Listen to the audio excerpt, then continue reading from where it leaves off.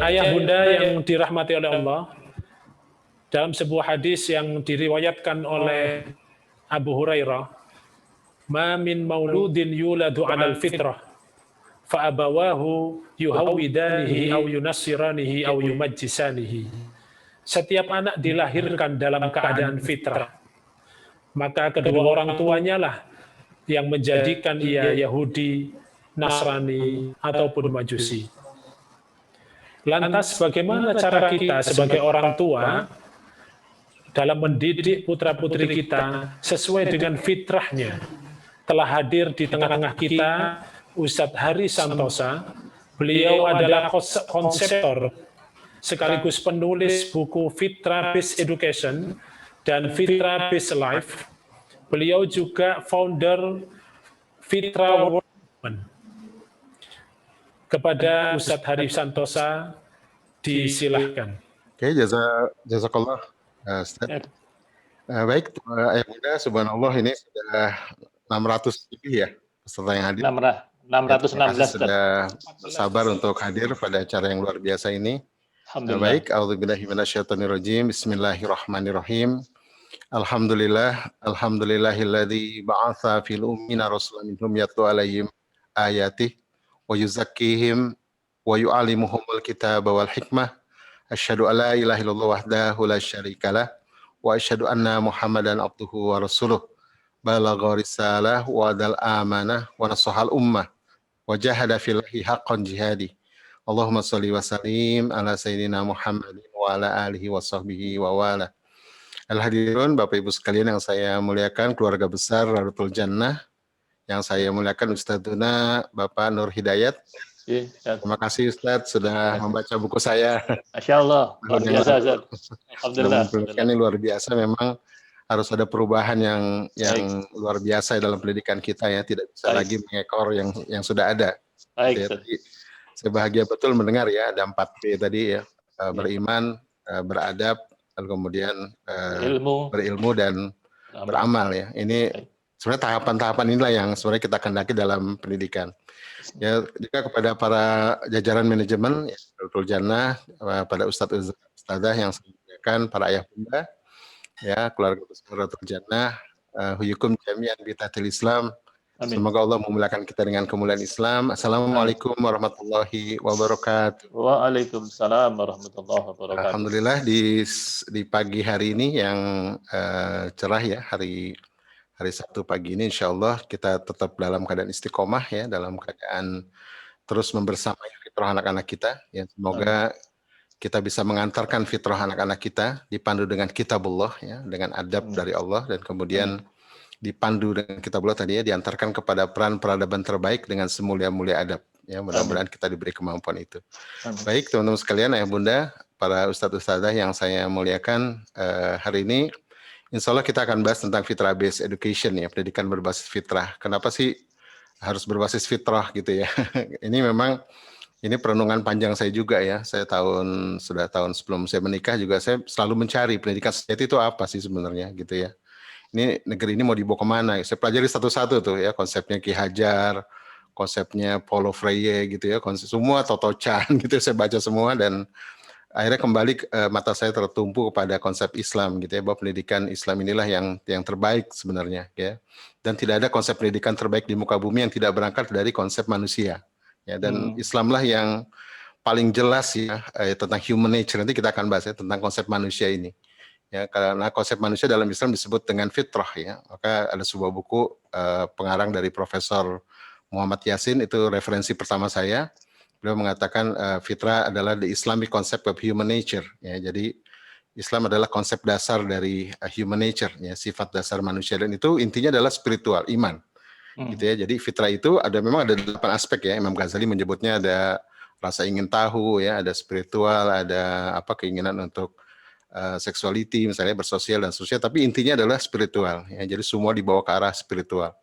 Misalnya makan fitrah bukan fitrah kan ya, tapi dalam konsep fitrah itu makan itu bukan sekedar makan, tapi makan itu dibawa ke spiritual ya. Bagaimana kita makan untuk Allah gitu ya, bukan hidup untuk makan. gitu ya. Tapi makan untuk hidup ya. Dan intinya adalah untuk Allah Subhanahu wa taala gitu. Nanti kita akan bahas Bapak Ibu sekalian. Nah, salah paham tentang konsep fitrah ini kemudian jadi salah paham semua gitu ya dengan berbagai macam pendidikan anak-anak kita. Jadi kalau hari ini ayah bunda sering cemas, galau ya. Siapa yang angkat tangan nih yang sering galau didik anak, cemas gitu ya. Nah ini karena ada fitrah-fitrah kita yang tidak tumbuh dan ada fitrah-fitrah anak-anak kita yang tidak terawat dengan baik gitu ya. Kalau fitrah ini adalah kebaikan. Para ulama mengatakan fitrah adalah kondisi, konstitusi, karakter yang Allah siapkan untuk menerima kebenaran ya. Kalau lengkapnya seorang ulama menyimpulkan ya dari berbagai macam aspek ya, beliau mengatakan innately predisposed to know God and to do good and to accept the true knowledge. Jadi fitrah itu adalah satu yang sudah diinstal Allah gitu ya. Pertama untuk to know God, untuk ma'rifatullah. Jadi mengenal Allah itu bukan dari hasil berpikir ya, bukan dari hasil sains, tapi memang Allah mengenalkan dirinya. Ya qul huwallahu ahad, Allahus samad gitu ya dan seterusnya. Maka ini perlunya keimanan ya. Karena ilmu yang besar yang benar itu yang tertinggi adalah kitabullah. Ya, maka nanti fitrah harus dipandu kitabullah. Dan fitrah ini adalah kesiapan untuk menerima kitabullah. Yang pertama adalah tadi ya, fitrah ini sudah diinstal kemampuan untuk ma'rifatullah. Bukan hanya mengenal Allah, tapi termasuk tunduk, patuh, dan seterusnya. Maka orang-orang yang menjauh dari Allah gelisah jiwanya. Sepakat nggak? Karena fitrahnya menjerit tuh. Gitu kan? Itu pertama itu. Yang kedua fitrah adalah to do good. Untuk melakukan perbuatan yang baik atau akhlakul karimah. Jadi akhlak itu sudah diinstal benihnya dalam fitrah itu. Ya, kalau sekarang orang bicara pendidikan karakter gitu ya. Nah, itu karakter juga masih absurd ya, karena orang barat itu sendiri menyangka karakter itu dibentuk dari luar ya. Padahal dalam Islam karakter itu dibentuk dari dalam ya, disebut dengan nature karakter atau fitrah. Nah, kalau dibentuk dari luar ini bisa bias ya, bisa bias. Gitu ya. Misalnya laki-laki setiap hari dikasih aktivitas perempuan, nanti jadi karakter perempuan ya gitu kan. Maka karakter yang dibentuk dari luar ini sebenarnya bisa kamuflase atau bisa topeng dia. Nah, karakter yang benar itu yang berangkat dari dalam jiwanya. Ya, jadi kalau bicara akhlak pasti bicara tentang fitrah benih. Karena akhlak kalau bicara pohon, akhlak itu kan buah ya. Nah, benihnya itu apa? Fitrah gitu. Jadi kalau anak ingin tadi beradab pada Allah ya, maka fitrah spiritual cinta pada Allah harus tumbuh tadi fitrah iman. Kalau anak ingin beradab pada ilmu, pada ulama, maka fitrah belajar harus tumbuh gitu kan. Maka semua akhlak itu bicara tentang benih ya. Jadi kalau benih ini nggak tumbuh, ya dilatih kayak apapun ya, mungkin hanya sekedar robotik mekanistik. Hari ini kan banyak orang tua mengeluh ya, anaknya rajin sholat kalau depan orang tua, di belakang orang tua nggak sholat lagi gitu ya. Kenapa tuh? Nah, karena tadi ya akhlaknya tidak berangkat dari dalam, tidak dari girohnya, dari ruhnya. Nanti maka kita bedakan ya antara berakidah dengan beragama. Ya hari ini banyak orang beragama tapi tidak berakidah, sepakat nggak? Karena nggak punya giroh, karena fitrahnya nggak tumbuh paripurna dia, gitu kan? Rajin sholat, rajin maksiat, ya, rajin haji, rajin korupsi, banyak nggak? Banyak kan? Nah ini kenapa? Karena dia beragama, tahu ilmu agama, tapi dia tidak muncul girohnya, ya, akidahnya, mahabbahnya, cintanya. Nah ini kita bicara fitrah di situ. Yang ketiga adalah, ya, jadi tadi pertama fitrah adalah to know God ya, sudah diinstal kemampuan untuk mengenal Allah, ma'rifatullah. Jadi anak-anak kita sejak lahir itu dia sudah mengenal Allah, makanya dia tiap bayi lahir menangis kan ya, karena apa? Seeking the God, mencari Rob, Aina Robbi. Nah, sampai kita dewasa tuh selalu mencari Rob, mencari kebenaran tertinggi. Gitu kan. Yang kedua tadi untuk to do good ya, untuk melakukan akhlakul karimah. Jadi kalau bicara akhlak, bicara adab, itu pasti harus bicara fitrah. Karena itulah benihnya. Yang ketiga apa? Yang ketiga ini to accept the true knowledge. Jadi fitrah itu disiapkan untuk menerima kebenaran. Ya, jadi kalau misalnya ada orang ngomong ini, Tuhan tuh nggak ada gitu, itu pasti fitrah nolak tuh. Sepakat nggak? Ya kan? Termasuk untuk makanan ya, misalnya makan babi gitu. Itu fitrah yang lurus pasti nolak babi itu. Gitu ya. Saya diskusi dengan para aktivis halal living ya, orang hidup halal itu ternyata bangsa-bangsa besar itu dulu, bangsa-bangsa beradab tuh nggak makan babi. Gitu ya. Jadi tanpa adanya syariah pun sebenarnya fitrah itu sudah mendorong ya orang untuk tidak makan yang diharamkan oleh syariah. Kenapa? Karena antara kitabullah dengan fitrah itu kompatibel ya. Gitu ya, karena dia kompatibel. Apa yang ada di kitabullah, ada di Islam, itu pasti cocok dengan fitrah. Dan apa yang dalam fitrah pasti cocok dengan kitabullah. Kalau udah nggak cocok, berarti ada yang dol nih. Kalau baut sama skrup ya, ini mungkin fitrahnya dol. Jadi kalau dikasih kebenaran nggak masuk tuh. Jadi kalau anak kita sampaikan kebenaran nggak masuk-masuk, nah itu fitrahnya sudah dol. Ya. Kalau bahasa Islamnya fasadul fitrah. Nah, nanti kita akan lihat. Nah hari ini orang tua banyak ngeluh kan ya, sepakat nggak? Banyak ngeluh anaknya misalnya susah bangun sholat subuh gitu ya. Padahal sebenarnya setiap bayi suka bangun subuh kan? Coba perhatikan deh. Sepakat nggak? Ya, siapa yang pernah punya bayi angkat tangan? Ya jam 2 malam bangun, sepakat ya? Jam 3 bangun ya kan? Yang nyuruh tidur lagi siapa? Kita orang tuanya, ya nggak? Ya tidur nak masih gelap gitu ya. Akhirnya ketika besar susah bangun subuh. Kenapa? Nggak dirawat fitrahnya. Jadi bangun subuh itu sudah disiapkan gitu ya.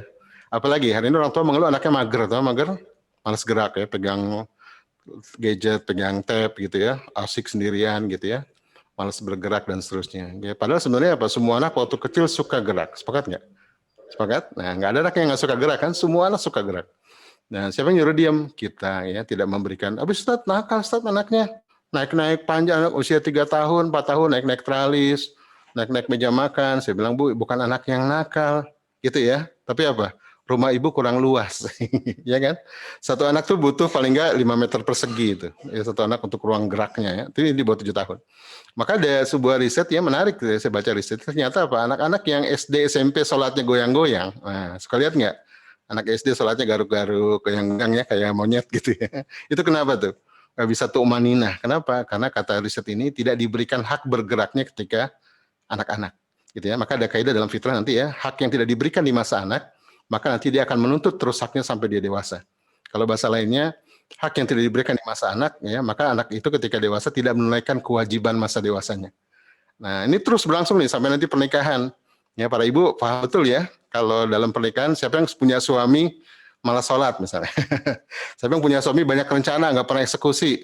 Siapa yang punya suami cuek sama istrinya gitu ya. Siapa yang punya suami malas didik anak. Nah, ini ada fitrah yang dol nih. Fitrahnya fasad gitu. Nanti kita lihat ya. Jadi fitrah yang nggak tumbuh ini terus ya berkembang sampai besar. Gitu ya, sampai dewasa bahkan. Saya pernah ada cerita, saya tanya, Ibu siapa yang kalau suaminya sakit rewel banget lebih dari anak bayi, suaminya angkat tangan gitu. Ternyata pada angkat tangan. Ya, ternyata banyak suami yang nggak selesai usia dininya gitu ya. Mungkin belum selesai usia dini fitrahnya langsung calistung ya langsung. Makanya di usia dini nanti kita akan bahas ya. Ini cocok banget dengan perguruan Ratul Jannah ini. Usia dini itu masa emas bagi fitrah iman. Jadi Bapak Ibu sekalian, ya kalau mau didik usia dini bukan calistung, bukan kognitif, tapi apa? Iman. Ya akidah. Nah, ini akidah yang harus dikuatkan di usia dini. Karena inilah saatnya anak-anak bukan mendalami ya, berkesan tentang Allah, tentang Rasul ya. Ini tahap mahabbah namanya. Nah, jadi maka Rasulullah memerintahkan sholat usia berapa? Usia 7 kan? Sepakat nggak?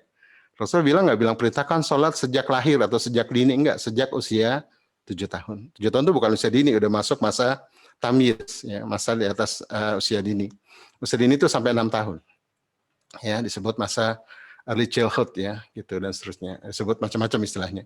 Nanti di bawah 7 tahun. Maka kenapa Rasulullah memerintahkan sholat ketika 7 bukan di bawah 7? Karena Bapak Ibu percaya sama saya, nggak ada seorang anak pun di bawah 7 tahun yang suka gerakan sholat. Sepakat nggak? Nggak suka. Kenapa? Sholat kan sangat-sangat formal ya, very very formal. Kaku kan? Sekian menit harus diam, bergerak, fokus madhab ke depan. Nggak ada seorang anak pun yang suka gerakan sholat. Gitu ya, bukan berarti mereka nggak cocok fitrahnya, karena memang belum saatnya. Karena sholat itu adalah adab. Ya, iman dulu dibangun baru adab. Sholat itu adab masuknya, gitu ya. Adab pada Allah kan, itu sholat. Maka Rasulullah SAW, ya Allah Subhanahu Wa Taala maha tahu bahwa anak di bawah 7 tahun tidak suka gerakan sholat, gitu ya. Maka jangan dipaksa, gitu ya. Oh kalau gitu nggak ngajarin sholat dong, bukan nggak ngajarin sholat, tidak memaksa sholat. Ya, yang penting dia jatuh cinta dengan sholatnya, gitu ya. Anak saya suka sholat tuh, iya sepakat ya. Tapi kalau suruh diam lebih 2 menit kan nggak bisa ya. Goyang-goyang. Yang penting sukanya. Umi, sholat ya Umi. Bunda, sholat Bunda. Gitu ya. Abi, sholat, kita sholat, dia guling-guling, is okay. Ya, ini ngomong di bawah 7 tahun ya. Nah, kalau tidak diberikan haknya di bawah 7 itu ya, cintanya pada Allah dulu yang dibangun, pada Rasulullah, maka apa yang terjadi? Ya, ketika besar mereka malas sholat. Ya, sepakat nggak? Ya, sholat, tapi robotik, mekanistik ya. Cuma karena takut. Ya, itu makanya hati-hati Bapak Ibu, semua pakar, bahkan Rasulullah SAW itu menganjurkan di bawah 7 tahun itu bangun dulu cintanya. Mahabbah dulu. Ya, bahkan sampai usia 15 gitu ya, iman dulu bahkan lebih, walaupun nanti mulai masuk ilmu ya, mulai masuk adab usia 7, mulai masuk ilmu usia 10 gitu ya, tapi yang namanya mahabbah itu sepanjang waktu gitu. Yang namanya iman itu terus menerus gitu ya, dari mulai dini sampai nanti dewasa bahkan gitu. Nah, jadi penting ya. Nah, kita kadang-kadang lebay, tahu nggak lebay ya, karena kita pengen buru-buru soleh, sepakat nggak? Ya, apalagi sekarang lagi tren hafiz Quran ya, kalau perlu anak kita lahir langsung hafal Quran kalau perlu. Gitu ya. Padahal Rasulullah ya seorang sahabat tuh namanya Jundub ya, radhiyallahu anhu mengatakan dulu kami bersama Rasulullah katanya, waktu kami anak-anak ya, kana gulaman ma'a Rasulullah SAW ya, kana gulaman hazarat sampai kami dewasa. Ya ta'alamunal imana qabla Al-Quran. Rasul mengajarkan kami iman, baru kemudian Al-Quran. Jadi Rasul mengajarkan kami iman sebelum Al-Quran. Nah, jadi ta'lim itu setelah iman itu tumbuh. Yang tadi kita baca ya, surat Al-Jumu'ah ayat 2 di depan itu, Allah sendiri mengatakan, huwaladzi ba'atsa fil ummiyina rasulan minhum yatlu alaihim. Allah yang mengutus nabi dari kalangan yang ummi itu yatlu alaihim. Bacakan ayat, gitu ya, bacakan dulu ya. Yang kemudian baru yuzakkihim, sucikan. Ya, yang ketiga baru bicara yu'alimunal kitab wal hikmah, baru pengajaran. Nah, jadi pengajaran itu setelah apa? Setelah iman tumbuh. Dalam bahasa Quran tazkiyah. Tazkiyah ini setelah saya gali itu bicara dua hal. Pertama tarbiyah, yang kedua adalah ta'dib. Ya, tarbiyah ini bicara fitrah, giroh gitu ya. Hamasah, bicara himmah, ya, niyah. Yang kemudian baru bicara adab, ya gitu ya, ta'dib. Baru setelah itu bicara ta'lim. Gitu ya. Nanti kita akan bahas ini lebih dalam. Nah, Bapak Ibu sekalian, seringkali terjadi koslet kan ya. Kita pengen buru-buru soleh, akhirnya 0 sampai 6 kita gegas. Ya, sepakat nggak? Nanti 7 sampai 10 ya, anak-anak mulai lemas ya kan. Banyak tuh anak-anak yang mulai hektik, mulai bosan belajar, mulai ngelawan ya kan. Nanti ketika anak-anak mulai lemas, kemudian 11 sampai 15 ya mulai bikin cemas kan. Ya, kecanduan ini, kecanduan itu dan seterusnya, akhirnya kemudian kita kirim ke pondok. Nah, walhasil apa? Nah, pondok jadi tempat cuci piring ya, tetap bengkel anak bermasalah. Nanti kita akan bahas Bapak Ibu ya. Jangan frustasi dulu nih. Gitu ya, ada semua akan bisa dikembalikan pada tempatnya kok. Kalau udah kelewat, udah apa, insya Allah. Gitu ya, selama masih Allah berikan nafas, selama itu pula masih terbuka peluang untuk kembali ke fitrah gitu kan. Maka tiap tahun ada Idul Fitri kan, kembali ke fitrah, ya, kembali ke fitrah. Oke ya, kita akan bahas nanti lebih dalam. Jadi harus ada tahapannya. Jadi apa fitrah yang nggak tumbuh di masa anak ini terus akan menagih dia. Ya, sampai dia usia berapapun. Oke ya, Bapak Ibu sekalian, Ibu Bunda, izinkan saya untuk share materinya ya, tadi pengantar aja. Nah, ini materi hari ini sudah terlihat ya. Ada 3 topik. Sudah terlihat belum? Sudah. Oke. Nah, ini materi kemarin waktu saya stadium general ya, saya pakai materi ini dan mudah-mudahan cukup waktunya nih. Kita ada waktu mungkin 1 jam lebih ya, 1 jam setengah. Oke ya, atau 1 jam ya, karena ada tanya jawab. Nah, ini Bapak Ibu 4 poin ini saya bahas, akan kita dapatkan hari ini ya, insya Allah. Pertama, kenapa sih pentingnya FBE, Fitrah Based Education, gitu ya. Tadi sepintas sudah. Jadi karena manusia dilahirkan dengan membawa fitrah, itulah, maka ini penting untuk dirawat, ditumbuhkan ya, sehingga menjadi peran peradaban kalau bahasa saya begitu. Nanti kita akan lihat. Yang kedua, prinsipnya apa aja sih, gitu ya. Prinsip-prinsipnya apa aja, gitu ya. Kalau anak nanti tidak tumbuh dengan fitrahnya, apa yang terjadi tuh, gitu ya. Lalu apa prinsip-prinsipnya, gitu. Yang ketiga adalah operasionalnya. Nah, jadi turunin sampai ke bawah, dari mulai konsep sampai operasional. Apa sih yang mesti orang tua lakukan anak 0 sampai 6 gitu ya. Itu di framework ada, di belakang saya ada ya, kelihatan nggak? Nah, ini namanya framework, di buku saya juga ada. Nah, framework itu kerangka kerja. Jadi kita nggak lebay, nggak lalai. Ya. Kalau ibunya lebay, bapaknya lalai. Ya kan? Ibunya kan lebay nih, cemasan kalau ibu-ibu ya, suka maksa-maksa. Kalau bapak lalai ya, cuek gitu ya. Nah, kata teman saya, kalau ibunya lebay, bapaknya lalai, anaknya alay. Nauzubillah. Gitu. Jadi perlu tahapan yang jelas ya, perlu marhalah, ya, perlu merotib ya, perlu tertib gitu ya. Dan nanti kita lihat. Itu ada di operational framework ya. Jadi Bapak Ibu nggak lebay lagi 0 sampai 6 harus apa sih gitu ya. Nah, tadi udah dibahas ya, 0 sampai 6 itu apa? Iman dulu, mahabbah dulu ya. Nanti 7-10 juga iman dulu sampai 5 sampai 7 iman dulu, tapi nanti mulai bergerak ya. Iman, lalu adab mulai masuk. Karena perintah salat itu kan adab ya, mulai masuk usia 7, tapi iman dikuatkan. Kalau 0 sampai 6 tuh iman tuh mahabbah ya. Kalau 7-10 tuh iman tauiyah.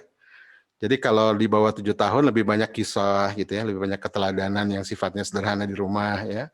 Ayah bunda ngajak sholat, suasana kesalehan, itu di bawah 7 tahun. Bangun dulu iman dengan mahabbah ya, dengan kisah, dengan pesona gitu ya kalau di bawah 7.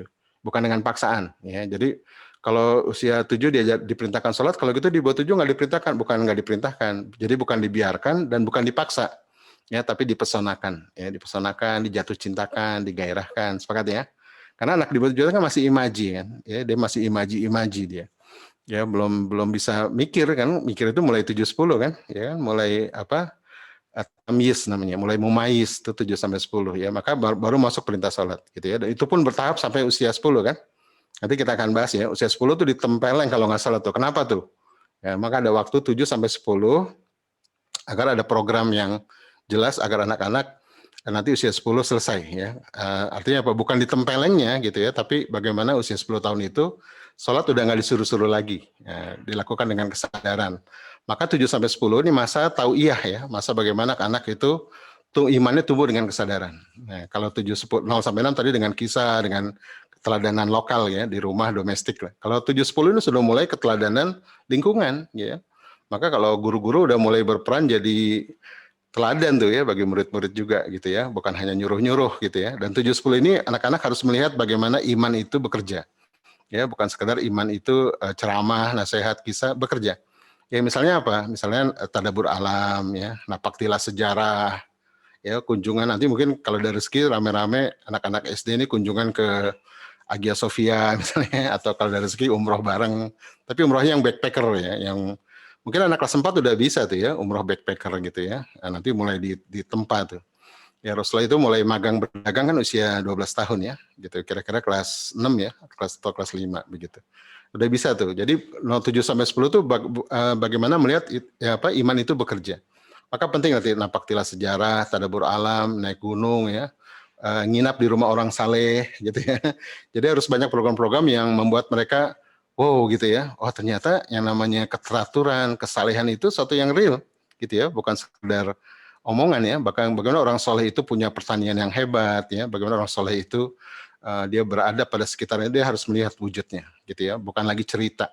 Dia harus menyentuh, meraba langsung. Ka'bah terus dipegang, Hagia Sophia harus disentuh gitu ya. Emang agak mahal nih biayanya untuk 7 sampai 10. Tapi minta sama Allah gitu ya agar dimudahkan itu. Nah, jadi beda ya kalau 0 sampai 6 tadi mahabbah, 7 10 tauiyah dengan banyak aktivitas agar melihat bagaimana dunia bekerja, bagaimana iman bekerja. 11 sampai 15 mulai ditempa tuh, ya, mulai ditempa, dikasih proyek-proyek dakwah gitu ya. Karena kalau lihat tadi urutan Luqmanul Hakim itu kan dari mulai penanaman akidah sampai ujungnya itu dakwah gitu ya. Baru kemudian tidak sombong gitu ya. Itu pelengkapnya, akhlaknya lah di ujung. Tapi perintah dakwah ini sebagai wujud iman tuh harus berdakwah. Tuh anak-anak SMP, SMA sudah mulai punya effort ya untuk terlibat dalam proyek-proyek dakwah. Dakwah di sini bukan ceramah ya, dakwah di sini ada sesuatu yang dilakukan untuk umat, gitu ya. Misalnya melestarikan hutan ya, pertanian organik gitu ya, apapun lah gitu ya yang dilakukan untuk umat ya, bukan untuk suka sekedar ngembangin bakat gitu ya, sekedar ngembangin bukan, tapi bagaimana dia punya mission of life. Nanti kita akan lihat. Gitu ya Bapak Ibu ya, nanti kita akan bahas lebih dalam. Nah itu akan ada di framework. Nanti terakhir adalah parental engagement. Bagaimana orang tua terlibat, ya kan? Nggak bisa nih sekolah sendirian kan? Emang apaan gitu ya? Jangan jadikan sekolah kita sebagai bengkel. Jangan jadikan perguruan Islam Lutful Jannah ini tempat penitipan gitu ya. Nggak bisa. Hari ini pendidikan harus rame-rame gitu ya. Ada sebuah pepatah dari Turki ya, dari Turki itu nyebut it takes a village to raise a child. Pernah dengar nggak? It takes a village to raise a child. Kita butuh orang sekampung buat gedein anak. Sepakat ya? Kita butuh berjamaah kurang lebih gitu ya untuk membesarkan sebuah generasi terbaik. Nggak bisa sendirian. Oke Bapak Ibu, saya mulai ya. Saya awalin dari slide ini ya, biar kita terinspirasi. Ini adalah pemuda-pemuda Islam sepanjang sejarah. Saya cuplik dari setiap abad ya, tapi loncat-loncat juga. Ya, tapi ini saya kutip dari setiap sejarah tokoh-tokoh besar Islam ya, yang ini hari ini tidak lahir kembali. Ya, para pemuda-pemuda belasan tahun, bukan 20 30 tahun, belasan tahun ya, sudah punya peran peradaban. Berarti SMP, SMA gitu ya. SMA lah paling tidak sudah punya peran peradaban. Kita lihat dari sebelah kiri nih. Ini Usamah bin Zaid ya, seorang sahabat muda ketika Rasulullah tua. Jadi menjelang Rasulullah wafat dia sudah jadi pemuda. Usamah bin Zaid ini dinikahkan Nabi pada umur 15 tahun. Kebayang ya? Nabi kalau nikahin orang kan nggak main-main ya. Yang kedua, ditunjuk jadi panglima perang Tabuk pada umur 17. Ada yang bilang umur 18. Ya kebayang nggak? Umur 18, 17 mimpin pasukan ke perang Tabuk 10.000 pasukan. Ya kebayang nggak anak muda sekarang? Jangankan 10.000 ya Bapak Ibu ya. Ya suruh nonton adiknya aja hilang. Suruh beli galon datangnya gas. Ya enggak? Atau disuruh marah-marah gitu ya, nggak mau diperintah dan seterusnya. Jadi ini bukan salah anak kita gitu ya, karena kita nggak menyiapkan dia jadi mukallaf kan, jadi akil balik. Nanti penting untuk bahas akil balik. Semua ulama sepakat anak 15 tahun, 15 tahun berarti SMP ya, kelas 3 atau SMA kelas 1 sudah bukan anak-anak lagi. Ya, dia sudah ada yang disebut dengan sinu taklif ya, masa pembebanan. Ya sudah masuk ke masa pemuda dia, bukan masa ABG, masa pemuda dalam Islam. Islam nggak kenal kata remaja kan. Maka semua ulama sepakat, anak umur 15 tahun sudah tidak wajib lagi dinafkahi. Kalau masih dinafkahi namanya bukan nafkah tapi sodakoh. Gitu. Jadi teman-teman nih yang anaknya sekarang di SMA mungkin ya, SMA Rautul Jannah ini kalau masih dibayar orang tua, itu namanya fakir miskin. Gitu ya. Itu fakir miskin namanya. Karena begitulah Islam ya, bagaimana anak ditempa untuk mandiri. Ya, dan ini terjadi bukan hanya isapan jempol ya dalam sejarah Islam. Imam Syafi'i juga demikian ya. Ya umur 11 tahun jadi mahasiswa, umur 14 tahun kehabisan dosen katanya, umur 18 tahun jadi mufti. Mufti itu ahli fatwa. Di abad berikutnya kita temukan Abu Musa al-Khawarizmi ya. Beliau ini saya ngajar mata kuliah dari nama beliau algoritma namanya. Jadi orang-orang IT tahu tuh ya, algoritma. Bukan logaritma ya, algoritma. Itu mata kuliah paling keriting di jurusan komputasi, ya biasanya ada 3 semester tuh. Gitu ya, pengantar algoritma 1 2 baru nanti advance ya, lanjutan. Itu dasar-dasar programming. Itu diambil dari nama beliau nih, Al-Khawarizmi gitu ya. Beliau sudah hafal Quran umur 10 tahun dan menciptakan rumus ABC pada umur 10 tahun. Nah, ada yang ingat nggak rumus ABC nih, anak SMA nih? Ya, rumus ABC ada yang tahu? Ya, rumus melesaikan persamaan kuadrat, bukan Pitagoras ya. Ini rumusnya Al-Khawarizmi. Ya, minus B plus minus akar B kuadrat minus 4AC per 2. Ada ingat nggak? Rumus yang kita lupakan tepat secara salah UN itu. Gitu ya. Kan kita ngafalin rumus buat ujian doang gitu ya. Bukan buat umat gitu. Nah, ini kan orientasi pendidikan ya. Ini harus dikembalikan lagi nih. Dan umur 18 jadi guru besar matematika. Ya, saya ketemu dengan seorang teman saya di Semarang ya, dia doktor. Penelitiannya tentang kitab penyelesaian persamaan kuadratnya Al-Khawarizmi. Cuma 10 halaman dalam bahasa Arab dan nggak ada simbol. Jadi memang di zaman itu nggak ada simbol simbol-simbol matematik belum ditemukan. Kebayang ya, belum ada simbol sudah ketemu solusi. Oke ya, kemudian Imam Ghazali gitu ya, ini juga sudah mulai merantau pada umur 12 tahun dan sudah mulai menulis gitu ya, dan beliau karyanya saya hitung 40 karya masterpiece yang masih dibaca orang sampai hari ini dan jadi rujukan, banyak disarah. Ya, jadi belasan tahun ya, ada panglima perang, ada ahli ulama, ada ahli matematika, ada ulama juga. Nah, ini Muhammad Al-Fatih ya. Saya loncat ke abad 14. Muhammad Al-Fatih ini mewujudkan ramalan Rasulullah kan untuk menaklukkan Turki ya. Turki waktu itu di bawah Romawi kan. Ya, kata Rasulullah kan khairul qurun qarni masa sebaik-baiknya pasukan gitu ya, itu pada masa di mana menaklukkan Konstantinopel, Konstantinia. Itu diwujudkan oleh seorang anak muda Muhammad Al-Fatih. Ya, umur usia berapa waktu itu? Ada yang bilang 19, ada yang bilang 21 tahun. Ya, tapi memulai debut penyerangannya pada usia 16 tahun. Tamat SMP berarti ya. Oke, tentu Sentot Ali Pasah kalau Dirjani juga tangan kanan Diponegoro ketika pecah perang Jawa 1825, perang yang paling membuat Belanda bangkrut gitu ya. Itu tangan kanan Diponegoro anak muda, kelahiran 1807 ya. Jadi ketika pecah perang Jawa 1825 umurnya masih 17 tahun. Keren ya. Begitu seterusnya nih, ada Al-Maududi, ada Hasan al-Banna di Mesir ya. Jadi kita kaya dengan para pemuda yang punya peran peradaban terbaik. Termasuk di Indonesia, Pak Muhammad Natsir cuma tamat SMA, tapi ilmunya luar biasa ya. Karena apa? Begitulah ya orang ulama zaman dulu. Bagi dia sekolah itu formal aja gitu ya. Yang penting ilmunya kan. Gitu. Pak Muhammad Natsir ini dulu umur 13 tahun sudah jadi sekretaris Jong Islam Bond di Padang. Pada umur 14 tahun jadi ketua DPC Jong Islam Bond di Padang. Kebayang ya, 14 tahun. SMP kelas 2 berarti. Nah, kemudian pada umur 18 tahun dia tamat dari Mu'alimat di Jogja, ya, kemudian bikin sekolah, jadi sudah punya sekolah, sudah jadi kepala sekolah pada umur 20 tahun dan kemudian memulai debut politiknya. Kebayang nggak? Nah, beginilah Bapak Ibu sekalian ya, hasil pendidikan Islam gitu ya. Hasil pendidikan yang hari ini nggak lahir kembali gitu ya. Anak-anak kita 16 tahun pelangap-pelongo gitu ya, 17 tahun masih bingung. Ya kan, 20 tahun masih cari mau kuliah kemana ya gitu ya. Tamat kuliah salah jurusan lagi kuliahnya gitu ya. Gitu ya. Nah, ini kita akan rombak ini. Sepakati Bapak Ibu ya, dan ini kita perlu kerjasama antara perguruan Islam Rautul Jannah dengan kita semua. Mari kita putus siklus kezaliman ini. Kalau enggak nanti lahirnya kembali generasi yang digila zaman kayak sekarang ya. Kita bayangkan kita pandemik aja babak belur, sepakat nggak? Ya kan? Banyak yang PHK bingung, banyak yang bisnisnya kacau balau gitu ya. Karena kita semua serba tergantung ya, tergantung impor, sepakat nggak? Semua serba tergantung gitu ya. Mendidik anak juga, sekolah tutup kita bingung, sekolah buka kita bingung gitu ya. Karena apa? Kita nggak pernah terlibat dalam proses gitu ya, nggak pernah ikut hands on gitu. Nah, ini nanti saya lihat sekolah masa depan adalah sekolah yang mungkin setelah pandemi ini, sekolah masa depan nanti sekolah yang bisa melibatkan orang tua. ya untuk dalam proses pendidikan karena nggak bisa sendiri lagi. Gitu ya Bapak Ibu, dan ini hasilnya gitu ya. Dan ini kita berharap bisa lahir kembali generasi yang seperti ini ya, yang belasan tahun sudah punya peran peradaban gitu ya. Ini dari sini ceritanya kan. Oke. Nah, kenapa mereka bisa punya peradaban? Karena ini ya. Jadi kalau Allah sudah menginstal di alam ruh itu. Jadi manusia itu dihadirkan bukan kebetulan, sepakat ya. Manusia dihadirkan bukan main-main, tapi memang sudah disiapkan gitu ya untuk menjadi berperan di muka bumi, untuk jadi pahlawan peradaban, disiapkan. Sebuah peristiwa disebut dengan The Day of Alastu, gitu ya. Ini para ulama nyebutnya The Day of Alastu atau disebut The Yaumil Mithaq ya, The Day of Mithaq. Ya, jadi hari di mana kita dipersaksikan oleh Allah. Dan kita semua lupa hari ini, gitu ya. Inilah cerita awal ya, the beginning of life ya, gitu. Yang hari ini kita lupa dan sebenarnya bukan lupa, tapi karena memang peristiwa ini tidak direkam di memori, tapi direkam di jiwa kita, ya. Tapi ada dalam jiwa kita. Nah ini Allah Subhanahu Wa Taala mengingatkan di Al-Quran ya, peristiwa ini pernah terjadi, gitu ya. Bukan berarti kalian cuma ditaruh di bumi seperti teori Darwin gitu ya, enggak. Memang sudah disiapkan, gitu.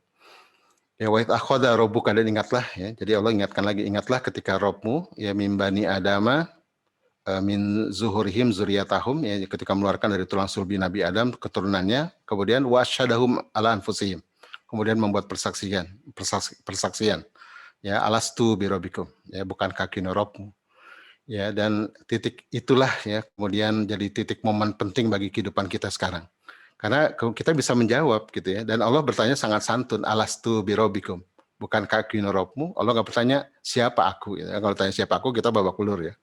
Alastu birabbikum. Lalu kita, subhanallah, kita belum ada wujudnya, belum ada fisiknya, gitu ya, belum ada apa-apa, gitu ya, belum belajar apapun, tiba-tiba bisa menjawab. Qalu bala syahidna. Betul ya Allah, kami bersaksi. Titik itulah para ulama mengatakan 3 hal diinstal. Ya, pertama adalah marifatullah. Kita dikenalkan kepada Allah. Jadi mengenal Allah itu Allah yang mengenalkan, bukan kita dari otak kita ya. Seorang pakar fisika ya itu mencoba mengenal Tuhan yang dapat hadiah Nobel tuh ya. Coba mengenal Tuhan dengan akalnya. Akhirnya dia menemukan bahwa Tuhan sudah nggak berperan katanya. Ya akhirnya tersesat kan gitu. Karena akal itu nggak mampu mengenal Tuhan ya. Qul huwallahu ahad, Allahus samad. Itu Allah yang memberitakan. Ya bertaruh-taruh tahun peradaban bertikai gara-gara itu. Tuhan itu satu apa banyak sih? Berantem gitu ya. Islam clear gitu ya, sudah dijelaskan oleh Allah. Jadi nggak perlu diperdebatkan lagi. Gitu ya. Yang kedua adalah yang diinstal adalah kemampuan manusia untuk menerima ilmu, knowledge. Jadi semua ilmu-ilmu yang nanti kemudian diajarkan kepada Adam, wa alama adama asmakullaha, itu sudah diinstal di alam, yaitu dengan diawali dengan kemampuan berbahasa. Natiqoh namanya gitu ya. Jadi manusia sudah bisa berbahasa dan ini nggak dimiliki oleh makhluk, oleh binatang. Ya, tumbuhan juga nggak bisa ngomong, nggak ada bahasanya, nggak ada grammarnya kan. Nah manusia punya grammar, punya bahasa. Nah inilah ciri awal ya manusia siap untuk menerima ilmu, karena bahasa language itu menunjukkan ilmu kan. Gitu. Yang ketiga adalah fitrah. Nah jadi fitrah inilah yang diinstal untuk merekam kedua hal tadi ya, yaitu mengenal Tuhan dan menerima ilmu, itu ditaruh di fitrah itu. Maka fitrah tadi definisi apa? Innately predisposed to know God and to do good and to accept the true knowledge atau kitabullah. Jadi fitrah itu adalah satu yang diinstal dalam diri manusia untuk mengenal Tuhan. Ya, yang kedua untuk melakukan akhlakul karimah. Yang ketiga untuk menerima ilmu. Jadi kalau dalam Islam itu ilmu itu wahyu, gitu ya. Kalau di Indonesia kan ilmu itu sains, teknologi ya. Sebenarnya yang disebut ilmu itu para ulama dulu kalau disebut ilmu itu wahyu, kitabullah gitu. Ya, dan kitabullah itu Quran dan Sunnah gitu. Itu ilmu. Kalau sains itu bukan ilmu. Sains itu dia sebut dengan ilmu juga, tapi ilmu capaian. Derajatnya di bawah ya. Karena nggak mutlak dia kebenarannya ya, dia kebenarannya dia ghairul mutlak kok gitu ya, relatif gitu. Nah kita seringkali kan kalau ngajar anak-anak di SMP atau SMA hukum Darwin ya, menurut Quran begini, menurut sains begini gitu ya. Jadi kita sering memisahkan, kalau menurut sains itu salah ya pasti menurut Quran itu salah, menurut sains juga salah gitu ya. Kita nggak bisa bilang ini kan menurut sains ini bahwa manusia dari hewan gitu ya, manusia dari monyet. Itu menurut sains. Menurut Quran, manusia itu dari Adam. Nah ini kita sama juga mengajarkan sekuler di ruang kelas nih. Harusnya kita bilang, kalau Quran bilang dari Adam, sains bilang begitu, berarti sainsnya salah, it is wrong. Ya, itu bukan kebenaran gitu ya, gitu kan? Kita harus berani itu. Nah oleh karena itu Bapak Ibu ya, karena kita nggak memahami konsep ini dengan baik ya, maka muncullah generasi yang tidak seperti yang kita harapkan. gitu ya. Nah, makanya Allah mengatakan ya, Allah tidak akan merubah keadaan suatu kaum kalau kaum itu tidak merubah jiwanya. Dan fitrah ada di mana? Fitrah dalam jiwa itu. Ya, maka kalau pendidikan fitrah ini sebenarnya pendidikan untuk mengupgrade jiwa gitu ya. Mengupgrade apa yang dalam jiwa. Kalau jiwa ini baik, baik semuanya gitu ya. Oke, nah ini Hamka ya. Nah, ini Hamka udah tahun 50 ini bukunya, sebenarnya ini tahun 82 ya, saya ambil dari internet, tapi yang saya baca tahun 50 bukunya. Jadi beliau mengatakan hari ini gitu ya, banyak orang nggak punya mission, nggak punya peran peradaban ya. Imannya tuh nggak berwujud menjadi sesuatu yang yang wujud dalam kehidupan ya, berupa peran peradaban atau berupa mission of life. Ya, katanya gini, banyak guru katanya, kata Hamka, banyak dokter, hakim, insinyur, banyak orang yang bukunya satu gudang, diplomanya segulung besar, tapi tiba di masyarakat menjadi orang yang mati ya. Orang yang mati itu maksudnya nggak punya peran gitu ya, sebab dia bukan orang masyarakat ya, gitu, jadi zombie dia. Hidupnya hanya untuk mementingkan dirinya gitu ya, diplomanya hanya untuk mencari harta, hatinya sudah seperti batu. Nah gitu. Jadi kalau teman-teman nonton film zombie itu ya itu gitu ya, hanya untuk cari makan, mengejar dunia gitu ya, tapi nggak punya keinginan untuk melakukan perubahan di masyarakat. Nah katanya tidak punya cita-cita lain daripada kesenangan dirinya. Pribadinya tidak kuat, dia bergerak bukan karena dorongan jiwa dan akalnya, gitu ya, fitrah, ya, dan seterusnya. Kepandaian yang banyak itu kerap kali menimbulkan takutnya, bukan saja, bukan keberanian, bukan menimbulkan keberaniannya masuk ke lapangan hidup. Nah ini Hamka sudah mengingatkan kita ya, beliau ulama yang kita kenal luar biasa, hanifnya gitu ya, kelurusannya dan seterusnya. Berani mengkritik berarti mengkritik presiden gitu ya, waktu itu kan penguasa, berani mengkritik kezaliman, tapi sekaligus juga membuat terobosan-terobosan ya, termasuk juga ilmunya kaya. Nah kita berharap muncul generasi kita seperti beliau gitu ya, secara keilmuan oke gitu ya, secara adab oke gitu ya, secara karya oke gitu kan, secara keberanian oke. Banyak hari ini orang banyak ilmunya tapi nggak punya keberanian, sepakat nggak? Nah itu tidak punya mission. Nah maka itu ya tujuan pendidikan itu, jadi melahirkan generasi peradaban ya, dengan adab mulia itu. Tujuan pendidikan berdasarkan fitrahnya. Oke teman-teman sekalian, jangan sampai kita seperti hari ini ya, kita kan hari ini krisis leader, kekurangan pemimpin, sepakat nggak? Semua orang berharap Indonesia jadi baik, ada pemimpin yang baik, semua berharap kan, tapi kita lupa pemimpin nggak lahir dari langit kan, pemimpin dari mana? Dari rumah-rumah kita kan, sepakat nggak?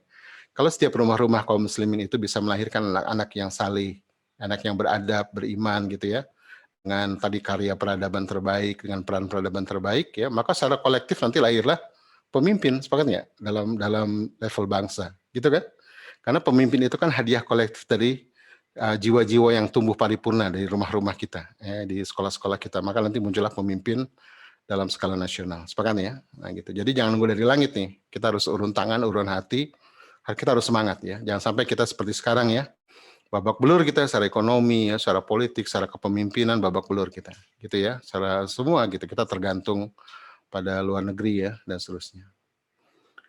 Oke, ini guru saya di Malaysia, saya langsung berguru pada beliau, Profesor Wan Muhammad Wan Daud ya, beliau mengatakan bahwa Islam tujuan pendidikan adalah menciptakan manusia yang baik atau manusia paripurna, ini gurunya beliau ya. Nah, bukunya ada, teman-teman nanti yang mau baca filosofi pendidikan yang lebih dalam gitu ya. Nah, jadi yang pendidikan itu bukan untuk sekedar kebagian dunia, untuk sekedar sosioekonomi. Sekarang kan orang sekolah tinggi biar apa? Biar bisa kerja tempat basah gitu kan, lalu menikah, punya gaji wah gitu ya, tinggal di perumahan mewah gitu kan, banyak sedekah, lalu mati husnul khotimah gitu ya.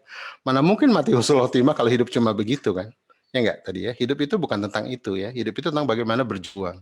Ya, bagaimana anak-anak kita jadi menyeru kebenaran. Makanya nasihat Luqmanul Hakim dari sejak ayat 13 itu kan, ya bunaya la tusyrik billahi syai'a, tentang bagaimana iman yang kuat, sampai di ujung itu tentang dakwah ya, ta'muruna bil ma'ruf wa tanhana 'anil munkar fasbir 'ala ma asobak. Hendaklah kamu bersabar terhadap apa yang menimpa kamu.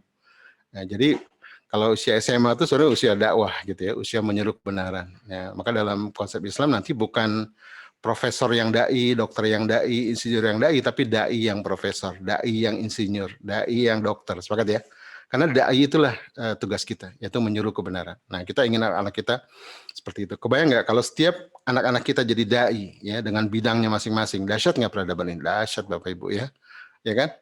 Nggak ada cerita tuh orang bikin virus main-main, membuat kita pontang-panting seperti hari ini kan? Gitu. Oke ya.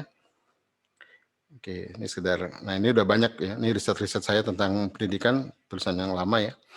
Jadi banyak hari ini tujuan pendidikan keren banget ya. Kalau kita baca Undang-Undang Sisdiknas tuh pendidikan adalah usaha sadar terencana mewujudkan suasana belajar proses pembelajaran agar peserta didik menumbuhkan minat, mengembang potensi dirinya, memiliki kekuatan spiritual lihat nih. Untuk memiliki kekuatan spiritual ya. Tapi kan yang terjadi enggak ya.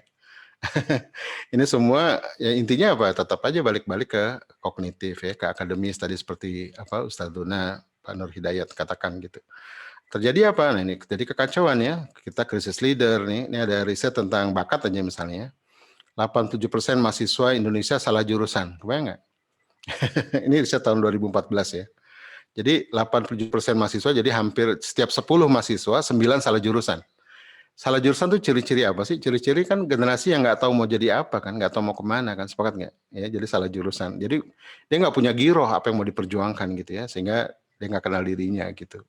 Yang kedua nih, guru di DKI ya, 1.400 guru DKI, 70% guru DKI tidak berbakat jadi guru. Jadi banyak guru yang asal jadi guru, kebayang nggak? Gitu ya. Ini kalau kalau ini terjadi kan produknya seperti apa? Nah ini kemudian di Boston Consulting Group mengatakan Indonesia ini tahun risetnya ini tahun 2014 juga kurang lebih.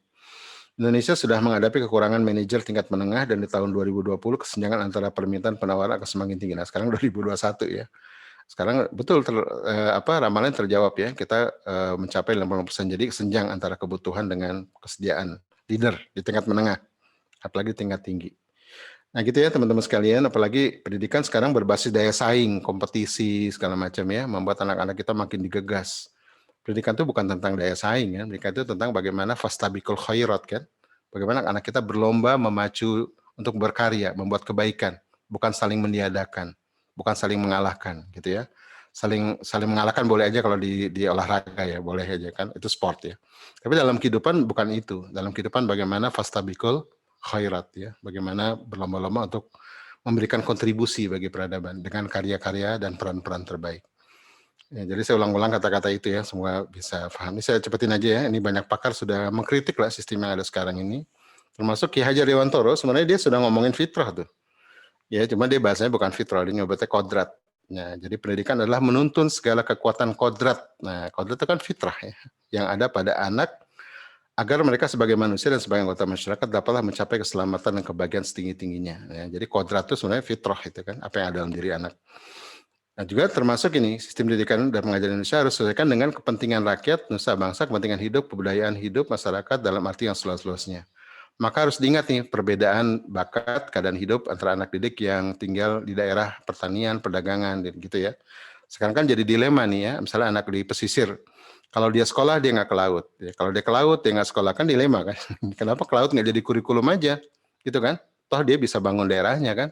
Sekarang yang terjadi nggak kan, nelayan tambah miskin. Kenapa? Anak-anaknya pada ke kota besar, gitu kan? Nah karena sistem pendidikan kita urban, ya sistem untuk mengejar materi di kota besar, bukan sistem pendidikan untuk membuat anak-anak berperan di daerahnya, gitu kan? Nah ini harus kita evaluasi lagi. Oke, maka di pandemik ini nanti ada tren ya, setelah pandemik katanya generasi muda pada pulang ke desa, gitu ya. Saya nggak tahu nih, ini ada tren begitu nanti. Ya generasi muda ini yang sekarang usia 20 sampai 40 akan kembali ke desa, ya akan berkiprah di desa. Karena di desa hidup sebenarnya lebih nyaman kan di desa ya. Ayam melimpah gitu, tinggal nangkep ya, misalnya tanaman tinggal tanam. Jadi lebih sustain sebenarnya, lebih survive daripada di kota. Oke, nah ini berikutnya adalah tadi ya, kenapa juga anak-anak kita begitu lambat dewasa? Karena konsep akil balik ini nggak dikenal ya dalam pendidikan Islam sekalipun. Ini sebenarnya dalam Islam sudah dikenal lama gitu ya. Nah, ada akil balik namanya. Tadi saya sampaikan ya, 15 tahun anak-anak kita sudah harus mandiri, sudah harus mukallaf 15 tahun. Semua undang-undang dalam Islam, termasuk undang-undang perceraian, undang-undang tentang waris gitu ya. Anak yatim yang hartanya dipegang oleh walinya itu harus dikembalikan pada anak yatim itu ketika masuk usia 15. Dulu Nabi Muhammad SAW mengizinkan perang itu para anak-anak muda Islam itu umur 15 gitu ya. Sehingga kemudian selama berapa generasi itu anak-anak 15 ke atas diberi tunjangan oleh negara. Ya kalau dia masih belum bisa memberikan nafkah. Nah ini Bapak Ibu yang terjadi hari ini ya, anak-anak kita Sebenarnya kalau disebut balik aja cukup ya, buluk itu cukup. Buluk itu artinya apa? Sudah akil, sudah balik. Nah hari ini harus disebut sepasang nih akil balik. Kenapa? Anak-anak kita lebih cepat balik, lebih lambat akil. Sepakat nggak? Balik itu dewasa biologis, kalau anak laki itu sudah ihtilam, mimpi basah, kalau perempuan sudah mens gitu ya. Nah itu sebut balik. Kalau akil itu dewasa psikologis, dewasa finansial, dewasa mental gitu ya. Itu sebut akil. Yang terjadi Bapak Ibu hari ini, anak-anak kita lebih cepat balik. Ya, sepakat nggak? Coba lihat ya, anak-anak perempuan misalnya yang paling nampak ya, itu usia 10-11 sudah mens, ya nggak? Gitu. Anak laki nggak kelihatan tuh. Mungkin lebih cepat juga ya, dengan adanya tontonan rangsangan begitu. Sementara akil lambat betul sekarang ya, anak-anak baru bisa nikah selesai S2, selesai 25, selesai mapan dulu. Udah gitu 25 tahun ini belum tentu dewasa juga gitu ya, karena anak yang pintar kuliah kan belum tentu dewasa kan, well schooled belum tentu well educated, sepakat ya, tersekolahkan dengan baik belum tentu terdidik dengan baik. Banyak kita temukan anak yang S2, S3 tapi kelakuannya anak-anak gitu kan. Nah akibatnya apa? Terjadi kesenjangan nih, turbulensi. Ya, turbulensi ini yang bikin kacau ya, nanti LGBT masuk gitu ya, narkoba masuk, macam-macam masuk. Kenapa? Terjadi kesenjangan antara kedewasaan biologis dengan kedewasaan psikologis. Dalam tubuh orang dewasa terdapat jiwa anak-anak, kebayang nggak? Ya, kebayang nih anak-anak kita baru sudah mimpi basah umur 10, anak laki nih misalnya. Sudah mimpi basah umur 10, baru bisa nikah umur 25 tahun. Nah, kira-kira 15 tahun ngapain tuh? Ya, Bapak-bapak nih, pengalaman ya. Sudah mimpi basah umur 10, baru bisa nikah umur 25. Kira-kira 15 tahun ngapain tuh? Wah, ini pasti gelombang-gelombang syahwat kan? Nah, gitu. Maka nanti tugas kita salah satunya adalah melambatkan balik dan mempercepat akil. Gitu ya. Nah, caranya gimana? Nah, anak-anak cepat balik tuh kenapa sih? Pertama kenapa? Karena overnutrisi.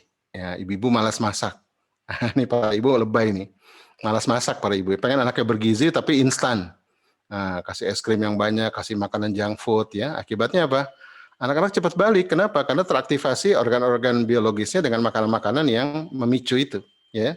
Makanan-makanan yang tidak alami. Akhirnya tumbuhnya tidak alami. Ya, sama kayak ayam broiler ya, soalnya karena makanannya tidak alami maka dia jadi tumbuh jadi cepat gede kan, padahal sebenarnya masih kecil tuh, karena biar bisa dipotong. Nah, anak-anak kita makan makanan yang begitu ya, jadi secara fitrah sebenarnya semua anak suka makanan yang alami, sepakat nggak? Lihat ya, anak-anak kita waktu kecil ya, waktu berapa bulan tuh senangnya kan makanan yang alami ya, pisang, alpukat ya, tidak terlalu manis, tidak terlalu asin. Kenapa ketika besar suka makan makanan junk food? Ya kita yang ngajarin kan. Kita merusak fitrahnya itu. Oke ya, maka harus kembali ke makanan yang alami, kan itu bagian dari fitrah gitu ya. Nah yang kedua apa? Penyebab anak cepat balik. Ya para ibu lebay ya. Ini biasa kalau ibu lebay atau bapak lebay, jadi suka maksa anak gitu untuk berprestasi, banding-bandingin anak gitu ya. Itu disebut toxic parent, pernah dengar nggak? Toxic parent itu orang tua beracun. Dikritik aja anaknya, nggak ada benernya gitu ya. Ya mengkritik anak boleh ya, tapi kalau tukang kritik tuh masalah apa jadi kritik ya, akhirnya anak jadi peragu, jadi apa. Depan akhirnya ada orang bertanya sama saya, Ustaz, kenapa ya anak saya kalau depan saya tuh rajin sholat, baik, tapi di belakang saya dia berkhianat gitu. Saya dengar dari teman-temannya dia ngerokok, tidak sholat begitu ya. Itu kenapa tuh? Ya itu tadi ya, karena apa? Karena dia tidak asli di depan kita gitu ya, karena banyak kita paksa, banyak kita nggak pernah kita dengarkan, suka kita kritik gitu ya, dan seterusnya gitu. Nah kalau ayah lalai nih, nah ayah lalai itu apa? Cuek, pegangin HP, sepakat nggak? Kalau Sabtu Minggu bukan membersamai anak, sibuk mancing, sibuk gadget, sibuk sama nongkrong olahraga begitu ya, akibatnya apa? Nah akibatnya terjadi kesenjangan ini. Ya, jadi kalau ibunya alay, ibunya lebay tadi, bapaknya alay, anak ibunya bapaknya lalai, anaknya alay gitu ya. Jadi gitu Bapak Ibu ya. Nah, sementara sekolah gitu ya, sekolah itu yang sekarang ada tidak bisa menyelesaikan ini ya. Karena sekolah nih ya, jangankan hal-hal yang sifatnya maknawiyah gitu ya, hal yang sifatnya lahiriah aja misalnya nih. Ya, ini kejadian di Banten nih. Jembatan rubuh, ya anak sekolah ini nggak bisa betulin. Ya, kenapa? Karena mereka tergantung kan. Ini harus ada semen, harus ada apa. Jadi sekolah formal itu membuat anak-anak kita tidak cerdas secara lokal ya. Jadi lokal science itu nggak berkembang. Ya, ini di Banten ya, 10 kilo dari sini ternyata ada desa yang bisa bikin jembatan sendiri. Ya di Banten ini, padahal mereka nggak sekolah gitu. Padahal sama sungainya nggak jauh beda gitu ya. Dan mereka bisa bikin sendiri, padahal mereka nggak pernah sekolah. Ya mereka pasti punya sistem pendidikan sendiri ya, walaupun tidak bersekolah. Tapi kan jadi pertanyaan, kenapa gitu ya? Kenapa sistem pendidikan modern ya tidak membuat anak-anak itu bisa sustain dalam kehidupannya kan? Nah, maka juga di UNESCO sekarang mulai local science tuh mulai digali gitu ya. Ini ada di buku saya juga di dalam. Jadi kita kembalilah ya, kembali ke fitrah alam, fitrah manusia gitu ya, fitrah keluarga dan seterusnya. Oke, nah ini dari Noam Chomsky ya. Jadi sekolah-sekolah modern itu didirikan sebenarnya buat ngisi pabrik dan perkebunan, termasuk sekolah-sekolah modern di Indonesia ya, masuk lewat politik etis kan. Nah ini harus kita rubah sebenarnya, jangan kita ngekor malah ya. Ini yang bikin kita rusak hari ini, karena pendidikan masif dirancang untuk mengubah para petani menjadi penurut gitu ya. Ya gitu. Ini dulu kan gitu ya. Jadi kalau Islam itu kan dulu pendidikannya berbasis komunitas ya. Ada dayah, rangkang, menasah, pesantren gitu ya. Kemudian di zaman Belanda semua yang berbasis komunitas itu dianggap sekolah liar gitu ya. Dilarang, kemudian harus masuk sekolah formal.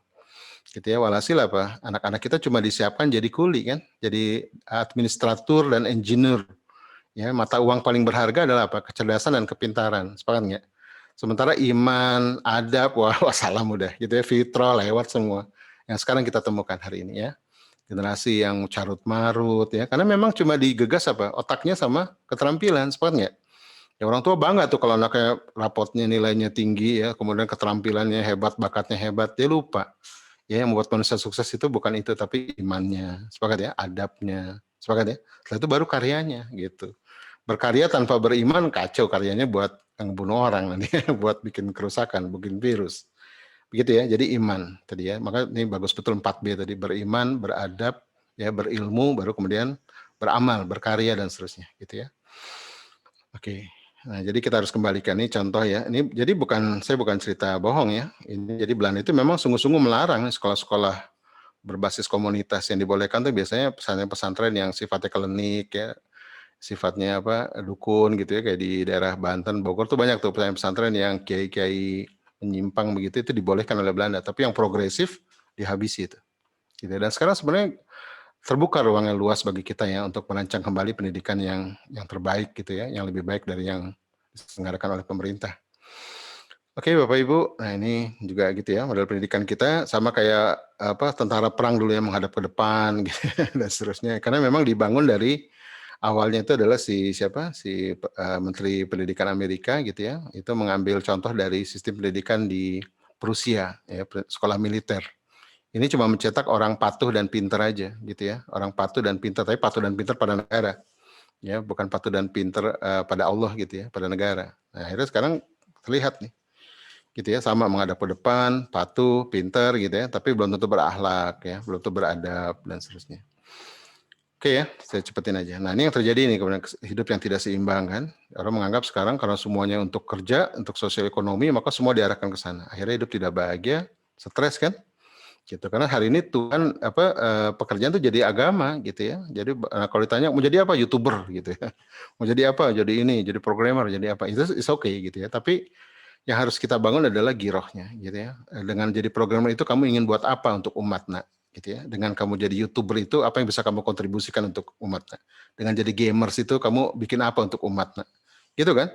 Itu yang dibutuhkan gitu. Kalau kamu nggak punya orientasi untuk umat, untuk Allah, what for gitu ya. Tadi cuma akhirnya kamu tiba di masyarakat jadi orang yang mati gitu ya. Kalau kata guru saya Dr. Aryan Husaini ya, beliau bikin buku judulnya Jangan Kalah Sama Monyet katanya. Kalau sekolah tinggi-tinggi hanya untuk cari makan katanya ya. Buat apa kalah sama monyet dong? Monyet kan nggak sekolah tinggi juga bisa cari makan gitu ya. Gitu, sepakat nggak? Sekolah tinggi-tinggi itu bukan untuk cari makan, bukan untuk cari kesenangan ya, tapi sekolah tinggi itu untuk apa? Untuk buat kontribusi bagi umat, gitu kan? Untuk memiliki peran peradaban, karya solutif terbaik, gitu kan? Sesuai dengan fitrahnya. Itu nanti kita ke arah sana. Tentunya beradab ya, kan tadi ya, beriman, beradab, berilmu, sama beramal, gitu. Oke, nah hidup harus seimbang nih. Nah dengan fitrah itu nanti harus seimbang. Ada 8 fitrah yang harus kita seimbangkan. Ya, ini mulai direncanakan di anak-anak kita ya. Jadi fitrah iman, gimana iman itu tumbuh dengan paripurna. Ya, menjadi giroh untuk menolong umat, ya, menyuruh kebenaran, ya kan? Itu penting itu giroh itu. Karena dari sini muncul nanti sajaah, ya, keberanian. Ini sajaah ini dibutuhkan oleh orang-orang yang hidup dewasa ya. Orang dewasa tanpa sajaah itu ya itu cuma cari makan aja dia, cari kesenangan. Yang kedua adalah intellectual life. Ya, belajar bukan untuk belajar. Learning is not for learning, tapi learning for Allah. Sepakat ya? Bagaimana dia curious ya, meneliti segala macam untuk bagaimana nih inovasi for ummah gitu ya. membuat inovasi-inovasi terbaik untuk umat.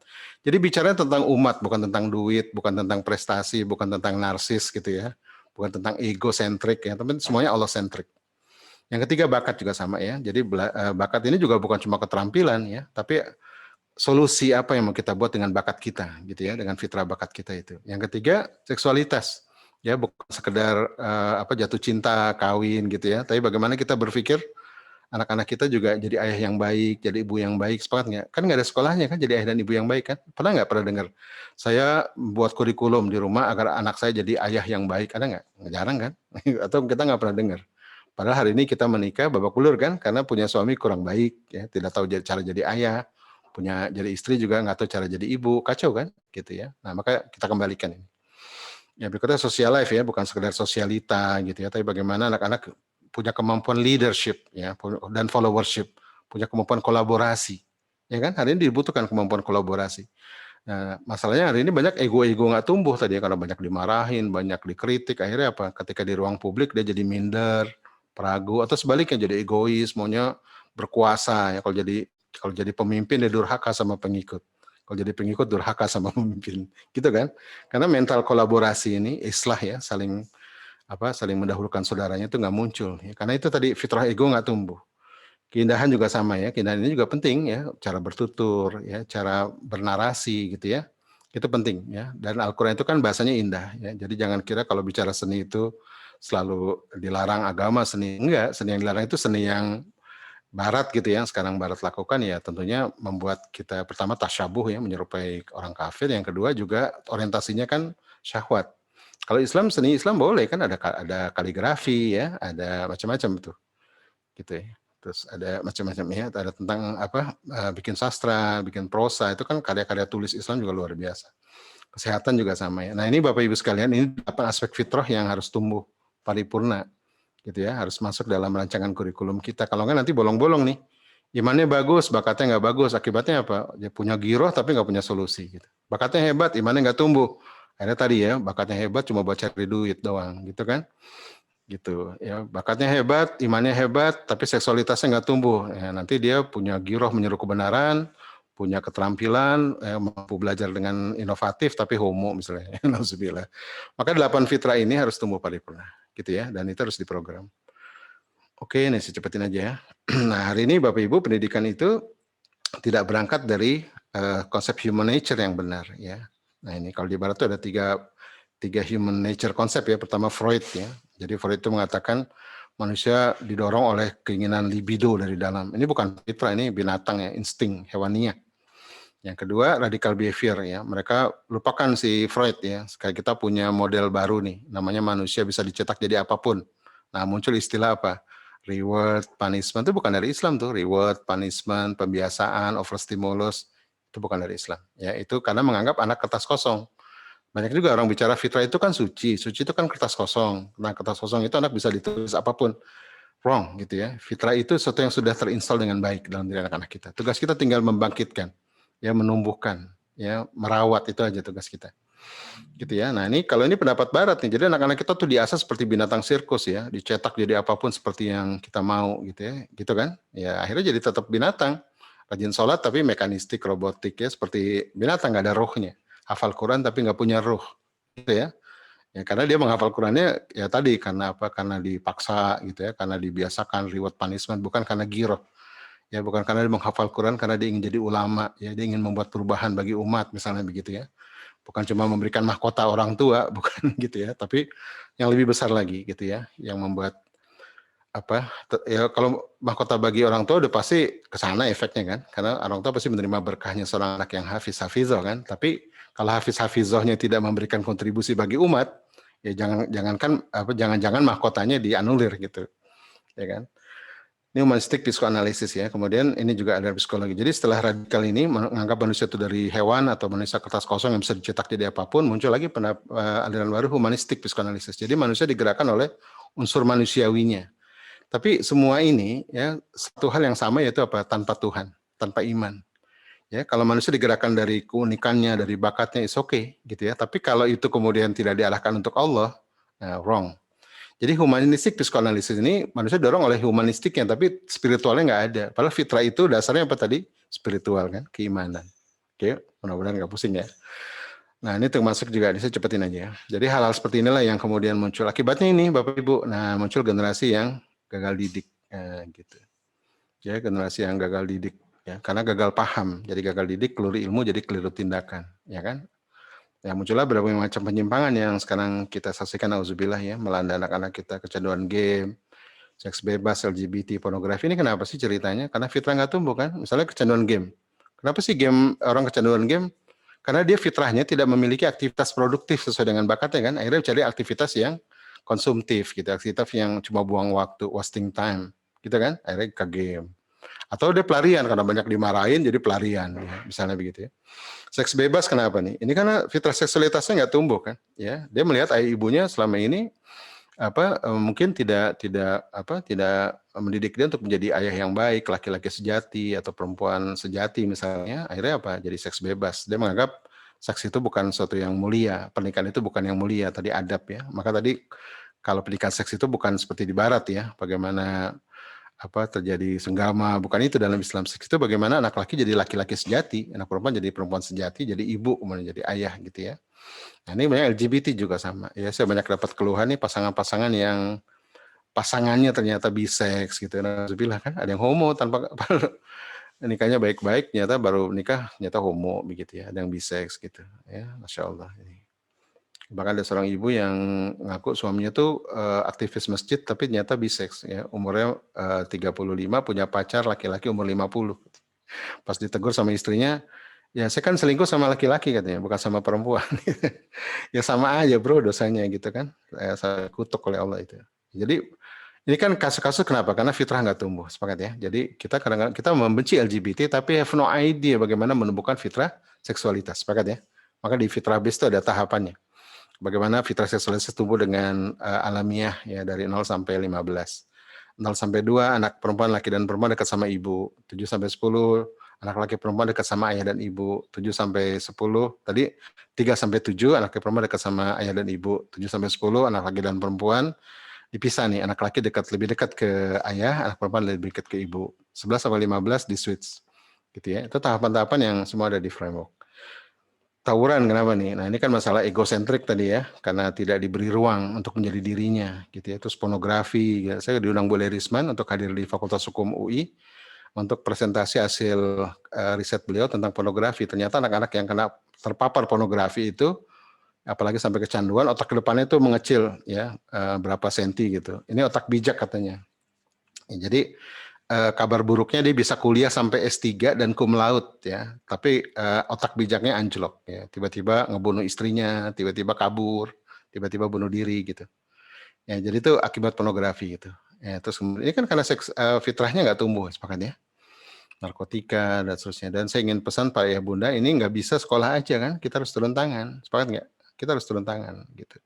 Nah, kayak pornografi ini ada sebuah kasus di daerah Depok kalau tidak salah ya. Jadi jadi di rumah itu ayah ibu sibuk bekerja. Anak laki sama anak perempuannya di rumah, punya anak 2 laki perempuan. Kakaknya SMP, adiknya SD kelas 5, kelas 6. Kakaknya tuh SMP kelas 2, kelas 3 gitu. Nah, kakaknya masuk ruangan kakeknya. Ternyata kakeknya koleksi film porno. Masya Allah. Akhirnya di download gitu ya, di copy, terus kemudian dinikmati, kemudian dia kecanduan kakaknya ini. Akhirnya apa? Dia memperkosa adiknya. Dan kemudian adiknya hamil. Nah, Bapak Ibu sekalian, kalau udah gini yang salah siapa? Bapak ibunya meninggalkan rumah ya, atau kakeknya yang teledor ngoleksi film porno tapi nggak di password misalnya, atau kakak lelakinya yang ceroboh gitu ya, atau adik perempuannya yang misalnya tidak menjaga diri. Jadi kan susah nih kalau sudah bicara hukum kan. Ya mari kita kembali ke rumah gitu ya. Mari kita tumbuhkan fitrah anak kita dengan sebaik-baiknya. Belum lagi kasus bunuh diri, depresi, lambat dewasa nih paling sering ya, terus narkotika dan seterusnya. Jadi sudah saatnya lah ya kita putus kezaliman ini. Ini kan karena hasil-hasil pendidikan masa lalu ya, yang tidak paham tentang konsep fitrah tadi. Yang anggap manusia itu hewan, yang harus digegas, yang anggap manusia itu kertas kosong, yang bisa dicetak jadi apapun, yang menganggap manusia itu cuman punya keunikan dirinya tapi nggak ada imannya gitu kan. Apalagi anggap manusia itu didorong oleh dorongan-dorongan seksual gitu dan seterusnya. Itu kan bikin sesat tuh. Nah ini penyebabnya, akhirnya kemudian jadi dampak-dampak seperti ini, gitu ya. Saya cepetin aja. Dan ini dalam pernikahan jadi perceraian, gitu ya, jadi KDRT. Nah ini penyebab perceraian ini karena 3 lini ya. Ini kata seorang pakar. Pertama nggak ada misi pernikahan, ya karena fitrah itu nggak tumbuh, jadi nggak punya peran kan, nggak punya peran. Jadi nggak ada yang diperjuangkan suami istri itu. Ini perjuangan cuma gimana cicilan beres, kontrakan beres, asuransi beres, tapi nggak ada satu yang diperjuangkan untuk Allah. Nah ini yang bikin rumah tangga kacau. Yang kedua nggak ada proses mendidik di rumah ya. Jadi semua diserahkan ke sekolah. Nah, jadi jangan kira loh kalau kita titipin semua ke sekolah, kita aman gitu ya. Enggak. Ayah ibu yang rajin menitipkan anak ke sekolah tanpa mengembangkan didik anak sendiri gitu ya, itu nanti jadi kering loh di rumah itu. Dan itu jadi penyebab perceraian. Yang ketiga salah paham tentang hakikat pernikahan gitu ya. Jadi ini salah paham semua ceritanya ini ya. Jadi jangan kira kalau anak kita punya 10 anak di pondok semua lalu kita tenang-tenang aman. Jangan kira ya, itu fitrah kayak ibu dan kita jadi kosong gitu ya, dan kemudian kita bisa bercerai itu karena apa? Nggak ada proses asa-asi asuh di rumah ya kan? Gitu. Itu pengaruh ya, maka nanti perlu ada strateginya lah gitu ya. Saya nggak menolak anak di pondokan ya, tapi harus ada pertimbangan-pertimbangan yang lebih dalam gitu ya. Dan itu bagus anak di pondokan kalau memang ingin dicetak jadi ulama ya, cetak jadi ahli Quran, bukan ingin dikirim untuk di UGD atau UGD, unit gawat darurat gitu ya, nahi mungkar gitu, bukan. Tapi memang ingin betul-betul dicetak jadi ulama atau jadi ahli ilmu. Oke Bapak Ibu sekalian, ini contoh ya, mungkin sedikit saja. Ini contoh bahwa fitrah itu ada gitu ya. Ini kan dalilnya sudah tadi ya, contoh keburukannya sudah, pendapat pakar udah. Sekarang kita lihat, ini riset tahun 2015 gitu ya. Jadi ini Ewatronic pengen tahu bahwa bayi itu punya social interaction nggak gitu ya. Kelihatan ya film saya ya, punya social interaction nggak dengan anak-anak. Nah ini sederhana gitu ya. Jadi kita bisa lihat nanti betapa bayi itu nggak kosong, ya. Betapa bayi itu membawa berbagai macam kebaikan. Ini salah satu contoh aja risetnya namanya Stilfeld Experiment. Ya bayi itu punya social interaction nggak, punya empati nggak lihat. Jadi ibu main sama anaknya lihat ya, ada interaksi nggak. Ini kalau bayi kucing ya begitu aja colek-colek kan, atau bayi anjing. Lihat bayi manusia ya, ada tatapan mata, ada dia coba nunjuk lihat ya, ada interaksi, ada senyum lihat. Ya ada macam-macam ya, ada ekspresi wajah tuh, kayak kan ini manusia. Nah jadi ini riset ini membuktikan bayi itu sudah membawa berbagai macam kebaikan untuk komunikasi belum gitu ya, atau social interaction, interaksi sosial. Nah sekarang ibunya nengok ke belakang terus nengok ke depan gitu ya. Nah ibunya tapi wajahnya kaku. Nah apa yang terjadi nih, coba kita lihat. Nah coba dia pertama lihat ke atas ya, ada apa sih gitu. Terus ke bawah dia senyum. Ibunya belum senyum juga. Dia coba nunjuk-nunjuk pointer yang ketiga. Jadi bayangin dalam waktu 1 menit sudah 3 hipotesa tuh. Nah, bu nunjuk ya. Nah, terus yang keempat coba meraih. Ya. Nah, yang kelima mulai teriak deh. Terus yang keenam mulai tepuk tangan. Dia ngundang ibunya, ayo ibu come on main. Yang ketujuh teriak lagi. Ya. Ini nggak belum 1 menit nih ya. Nah, yang ke-8 tadi megang tangan, gigit tangannya. Ya, yang ke-9 coba meraih. Yang ke-10 coba lihat ke belakang nengok. Kebayang nggak? Itu kan kemampuan jenius ya, kemampuan seorang saintis ya. Dalam berapa menit dia melakukan banyak hipotesa. Akhirnya nangis kan, karena ibunya nggak bereaksi. Keren ya, nangis. Nah, nyata sekarang lihat coba ibunya cair lagi, ya interaksi lagi, dia cair lagi. Ya, gitu ya. Nih Bapak Ibu sekalian, kita bisa belajar banyak dari sini ya, bahwa bayi itu punya hipotesa seperti seorang filsuf. Satu ya. Jadi ada sebuah buku bilang Baby Born as Scientist. Jadi semua anak tuh suka belajar. Kalau ada anak yang suka belajar, ada yang salah tuh dengan pendidikan kita. Sepakat nggak? Yang kedua apa? Anak itu punya sosial interaksi. Ya, jadi itu diberikan Allah dan itu beda sama binatang ya. Binatang cuma insting kan. Kalau manusia enggak ya. Ada sebuah riset mengerikan ya. Ada seorang pendeta katanya dia mencoba 15 bayi ya, dikasih makan, tapi nggak boleh diajak ngomong, nggak boleh ditatap selama 1-2 minggu gitu. Akhirnya bayinya meninggal semua. Jadi bayi manusia itu perlu interaction ya, perlu interaksi dengan sekitar ya. Fitrah itu perlu interaksi. Gitu ya Bapak Ibu. Nah, jadi yang ketiga adalah wajah kita. Coba kebayang nggak? Itu wajah diam, anaknya stres. Gimana kalau melotot? Gimana kalau sinis? Nah, siapa yang sering melotot nih sama anak? Siapa yang tiap kalau azan berkumandang taring dan tanduknya keluar? Sholat gitu ya. Nah pantas saja anak jadi benci sholat. Kenapa? Karena imaji tentang sholat itu adalah kebencian, kengerian, kesadisan gitu ya. Akhirnya jadi membenci tanpa sadar. Nanti kita akan lihat. Oke ya. Nah, ini saya cepetin aja. Habis waktunya, masih ada. Satu lagi ya. Oke, saya cepetin aja. Oke, ini ada. Bapak Ibu, satu video lagi ya. Ini tentang moral gitu ya. Jadi banyak orang menyangka moral itu dididik dari luar. Enggak, ternyata moral itu sudah dari dalam, gitu ya. Nah, kalau secara fisik ya, bayi itu bisa bedakan mana secara fisik ya. Bayi itu bisa bedakan mana mana kalau pempere basah dia gelisah gitu ya. Kalau baju basah dia gelisah kan. Mana enak nggak enak bisa bedakan. Nah, sekarang kalau secara moral bisa nggak bedakan ya? Kebaikan dan keburukan bisa bedakan nggak dia? Coba kita lihat. Tadi kan fitrah apa tadi? To do good ya. Allah install sudah kemampuan untuk melakukan kebaikan. Nah, ini Sarah Karen Wynne ya, seorang peneliti. Nah, ini Sarah ini umur 90 month ya, 19 bulan. Nah, jadi sandiwara gini, ada 3 boneka, yang belang ini buka kotak.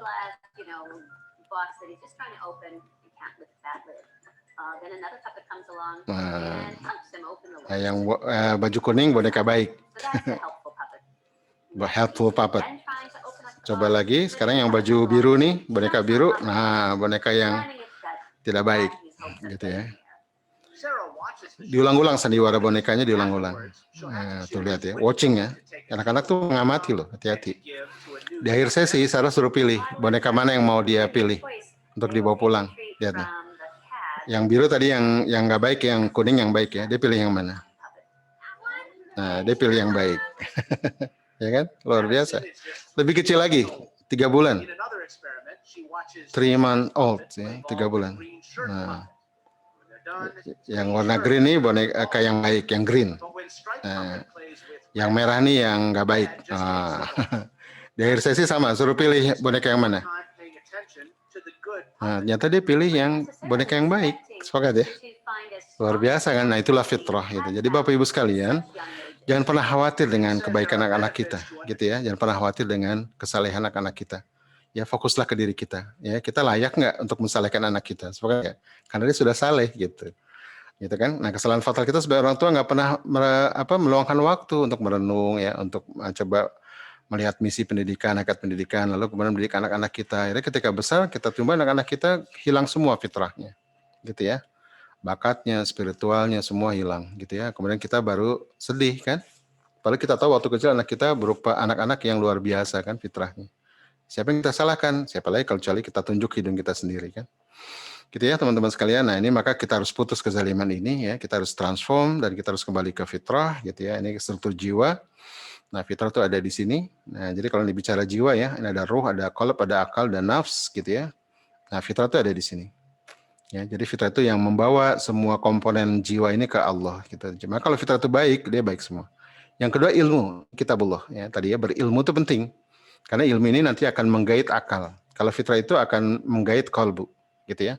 Kalau ilmunya salah, fitrahnya nggak tumbuh ya, nanti kolbu ini akan memberi keputusan yang buruk ya. Dia akan memberi keputusan yang buruk bagi anak-anak kita dalam hidup ya. Maka ini penting Bapak Ibu untuk menumbuhkan fitrah. Nah, ini ada istilah tazkiyatun nafs kan ya. Nah, ini tazkiyatun nafs ini kita tumbuhkan kata sampai nafsul mutmainnah ya. Jadi Allah sudah siapkan 3 hal ya yang membuat nanti hidup anak-anak kita bahagia dan hidup manusia. Pertama adalah Allah senantiasa ada. Ya, maka orientasikan semua hidup kita, pendidikan kita hanya untuk Allah tadi, iman gitu ya. Yang kedua adalah fitrah. Ya, fitrah ini adalah satu yang sudah diinstal internal guidance dalam jiwa anak-anak kita. Kalau ini tumbuh, maka anak-anak kita senantiasa memilih yang baik dalam kehidupannya. Yang ketiga adalah ilmu. Ya, ilmu ini disebut ilmu adalah wahyu. Ya, maka bagaimana anak kita diberikan ilmu yang benar, gitu ya, tentang sains, tentang kebahagiaan, tentang cinta, tentang Allah, tentang Rasulullah. Berikan mereka ilmu yang benar. Ya, karena kalau ilmunya salah semua kan tadi ya, konsep fitrah salah semua gitu ya, nggak main-main tuh. Nah, maka mari kita coba tumbuhkan ya jiwa anak-anak kita, fitrah anak-anak kita, karena Allah tidak akan merubah keadaan suatu kaum sampai kaum itu merubah jiwanya. Mungkin sampai sini ya, nanti kita teruskan, ini masih panjang materinya sebenarnya, tapi secara umum sudah saya sampaikan sebagai pengantar, nanti silakan nanti bertanya ya. Baik, terima kasih, saya kembalikan ke moderator. Kita masih ada waktu, Ayah Bunda, barangkali ada yang mau bertanya. bisa bertanya melalui chat atau nanti bisa secara langsung. Nanti akan dibantu dengan operator kami. Baik, ini sudah ada yang masuk, ada pertanyaan yang sudah masuk melalui chat. Nah, ini ada pertanyaan Ustadz Hari Santosa. Bagaimana menumbuhkan fitrah anak dalam kondisi pandemi COVID-19 ini yang aktivitas pendidikannya lebih banyak di rumah. Sedangkan kita sebagai orang tua juga perlu bekerja. Monggo Ustadz. Ya, terima kasih. Ya, saya juga anak-anak di rumah ya, dan yang memang yang paling terpukul ini anak SD, gitu ya. Karena SD ini tahap ngebolang. Jadi kalau aktivitas di rumah ini kurang biasanya untuk anak SD gitu ya. Tapi bukan berarti kita menyerah gitu ya. Kalau anak TK, PAUD ya itu masih bisa di rumah ya, dengan misalnya masak bersama, cooking ya, camping gitu ya. Terus pokoknya lakukan kegiatan yang seru bersama ya, berenang di kolam buatan misalnya, atau memancing di belakang rumah atau apa dengan ayah ibu. Nah kalau untuk anak SD ini yang paling terpukul sebenarnya. Kenapa? Anak SD ini tahap ngebolang kan ya. Tahap ngebolang tadi saya bilang, mereka harus melihat bagaimana dunia bekerja, bagaimana kesalihan itu berwujud, iman itu berwujud jadi kesalihan dalam bentuk yang real. Ya bagaimana mereka menginap di rumah ulama ya yang saleh sehingga mereka bisa melihat oh saleh itu begitu ya, gitu ya. Saleh itu musli ya, bukan hanya personal tapi juga sosial misalnya. Ya bagaimana mereka napaktilas sejarah Mataram Islam ke Jogja misalnya, bertemu dengan Ustadz Salim Villa di Museum Diponegoro ya, menceritakan bagaimana perjuangan seorang bangsawan yang ulama misalnya gitu ya. Nah itu dibutuhkan untuk anak SD ya, karena mereka harus melihat langsung ya. Jadi kesadaran itu dibentuk dengan penglihatan real ya, nazar gitu ya. Karena ini masa tamyiz kan, masa kritis. SD itu nggak bisa lagi cuman di cerita-cerita, mereka harus melihat langsung. Termasuk ngafal Quran itu bukan hanya ngafal, kalau anak SD itu sudah mulai tadabbur ya. Sudah mulai makna-makna itu disampaikan dengan perlahan. Gitu ya, termasuk belajar sejarah itu mulai itu ya, dikaitkan sains, dikaitkan dengan Allah dan seterusnya. Nah ini di masa pandemi ini memang yang paling terpukul anak-anak SD gitu ya. Kalau bisa sih berapa daerah saya melihat ya, itu anak SD berapa orang tua atau dengan sekolah bikin kegiatan yang jauh dari pusat kota misalnya, ke pantai kemana begitu ya. Tapi dipastikan pesertanya memang sehat semua gitu ya. Jadi menghindari ruang-ruang publik ya. Kalau di pantai kan sepi gitu ya, nggak ada penghuni. Bisa melakukan itu misalnya tadabbur alam sana gitu atau ke misalnya hutan lindung atau apa gitu ya. Itu paling mungkin itu untuk anak SD. Kalau untuk SMP SMA ini sebenarnya masa belajar mandiri sebenarnya. Ya, belajar untuk magang misalnya gitu ya. Karena Rasul mulai magang usia 12 tahun kan. Jadi saya berharap sebenarnya anak-anak di SMP SMA ini sudah bisa mandiri. Ya, kalau perlu sudah bisa belajar online gitu ya, bikin proyek-proyek dakwah, proyek bisnis, proyek science gitu ya, dengan lebih mandiri kalau SMP SMA sebenarnya. Ya, jadi guru-guru tinggal memfasilitasi saja di sisi resource gitu ya. Gitu. Nah, kalau banyak di rumah juga nggak ada masalah kalau untuk anak SMP SMA. Yang masalahnya sebenarnya SD nih, gitu ya. Sepakat dengan saya. Kalau banyak di rumah dia pasti bikin heboh gitu kan, atau bikin bete gitu ya. Nah makanya coba ciptakan kegiatan bersama. Kalau sendiri memang agak susah. Coba kolektif aja. Ya kalau mungkin yang paling mungkin di rumah ya berkebun ya, kalau cukup punya pekarangan gitu ya, berkebun bersama ayah gitu ya, terus bikin proyek peternakan misalnya. Tapi itu kan sifatnya single ya. Nah kalau bisa kolaborasi dengan tetangga lebih bagus, tapi protokolnya harus diperhatikan. Nah kalau bisa juga lebih jauh gitu ya, ke daerah-daerah yang memang bukan ruang publik yang jadi tempat penularan gitu ya. Nah paling kita upayakan itu. Jadi saya sering sampaikan yang pandemi ini yang paling terpukul memang anak SD gitu ya. Karena ini masa ngebolang, masa bagaimana melihat dunia bekerja, bagaimana mereka membangun kesadaran dengan melihat langsung hukum-hukum Allah di semesta gitu ya. Jadi nggak bisa misalnya, kenapa sih saya sholat tuh? Mereka harus punya jawaban yang clear tentang kenapa mereka harus sholat dengan kesadaran. Ya misalnya kalau mereka naik gunung, tadabbur alam kan mereka melihat ya, tuh lihat ya. Bintang-bintang semua ada keteraturan ya, ada galaksi-galaksi yang semua teratur semua. Ya makanya wajar kalau Allah perintahkan kita untuk teratur dengan sholat. Misalnya begitu ya, dia kan punya giroh gitu ya. Dan satu juga dia punya kesadaran misalnya kalau orang nggak taat pada aturan itu akibatnya apa gitu kan. Misalnya dia backpacker nih ke Mekah umroh gitu ya. Kalau ketinggalan perlengkapan gitu ya, kalau ketinggalan sesuatu akan bahaya di dalam perjalanan kan, atau naik gunung lah misalnya. Nah jadi dia paham kalau ada aturan yang nggak dipenuhi, maka bencana akibatnya gitu. Termasuk sholat gitu ya, termasuk syariat ya. Kalau ini nggak dipenuhi nanti akan berdampak tuh ya pada sesuatu yang dalam kehidupannya. Akhirnya mereka dengan sadar menerima oke, ya sholat, puasa ini adalah sesuatu yang dibutuhkan. Karena orang dewasa itu perlu khusyuk ya dengan sholat. Orang dewasa itu perlu contemplation. Ya, tapi itu bertahap ya dari 7 sampai 10 sampai 12 bahkan. Itu muncul kesadaran bahwa sholat itu penting. Nah, oleh karena itu tadi saya ingin jelaskan ya bahwa kenapa sholat jadi indikator Rasulullah. Rasulullah kan kalau usia 10 kalau nggak sholat ditempeleng ya. Kamar dipisah kan. Ternyata bukan ditempelengnya gitu ya, tapi gimana program SD 7 sampai 10 ini anak-anak agar punya kesadaran untuk sholat tanpa disuruh. Karena sholat itu dibutuhkan untuk menjelang SMP SMA. Saya diskusi dengan banyak pakar ya, kenapa anak SMP SMA liar? Karena usia 10 nggak selesai. Apa yang nggak selesai? Sholatnya. Tapi bukan sekedar sholatnya ya, tapi sholat dilakukan dengan kesadaran. Ya, sholat yang menimbulkan kemampuan pertama khusyuk, yang kedua kemampuan contemplation, ketiga kemampuan self-regulation, ya keempat kemampuan untuk manage waktu dan energi. Ya kan, kalau misalnya dia harus bangun subuh nih jam 4, jam 5 ya, berarti kan dia harus persiapkan energi kan, jangan begadang, jangan main HP gitu kan. Nah ini kemampuan mengatur energi, mengatur fokus ini yang penting ya. Sepakat nggak Bapak Ibu ya? Saya tulis di Facebook tuh 12 pentingnya sholat bagi anak usia 10 gitu ya. Itu memang PR besar buat kita. Karena kalau 10 selesai sholat dengan segala maknanya itu, maka SMP SMA kita tersenyum dengan lebar. Tapi kalau nggak selesai ya kita kecut nanti. mau dikirim ke pondok, nggak dikirim ke pondok sama aja gitu ya. Nanti akan jadi masalah. Itulah hebatnya Islam ya. Itulah kerennya Rasulullah SAW ya. Menetapkan usia 10 yaitu apa? Salat kalau nggak salat dipukul, yang kedua kamar dipisah. Kamar dipisah ini self confidence. Ya, bagaimana anak mulai usia 10 tahun, 11 12 tahun mulai siap untuk percaya diri lah gitu ya untuk di organisasi dan seterusnya. Gitu ya. Nah, ini kadang-kadang kita usia 10 ini malah lebay kan gitu ya, malah persiapan masuk SMP gitu ya. Bukan itu sebenarnya ya. Usia 10 itu persiapan dia menjelang kedewasaan. Antara 10 sampai 15 atau 11 15 itu disebut tahap murahaqah. Ya, tahap untuk ditempa, ya, tahap untuk ditempa untuk menjadi dewasa karena 15 kan dewasa ya. Gitu. Kalau telat-telat dikit bolehlah 16 17, tapi jangan kelamaan. Kalau dewasanya 25 kejauhan ya. Kasihan anak kita. Gitu ya Bapak Ibu. Jadi saran saya kita harus berkreasi dan nggak bisa sendiri. Kalau bisa ngumpul lah sesama orang tua ya atau dengan guru kita ngobrol. Kira-kira kegiatan seru apa nih gitu. Saya juga ada anak di rumah umur 8 7 tahun ya. Itu paling kalau pakai online kita arahkan ke website yang bisa virtual, ya 3D virtual banyak ya, museum-museum 3D. Jadi bisa masuk museum belok kiri, belok kanan gitu ya, museum dinosaurus, museum bawah laut itu free. Ada juga sih yang berbayar. Kalau berbayar bisa kolektif sebenarnya gitu ya, bisa kolektif atau orang-orang IT mungkin bisa install yang desktop bisa di-share gitu ya. Nah itu jadi berkreatif saja gitu ya, karena memang ini kita harus bersiasat dengan masa pandemik ini.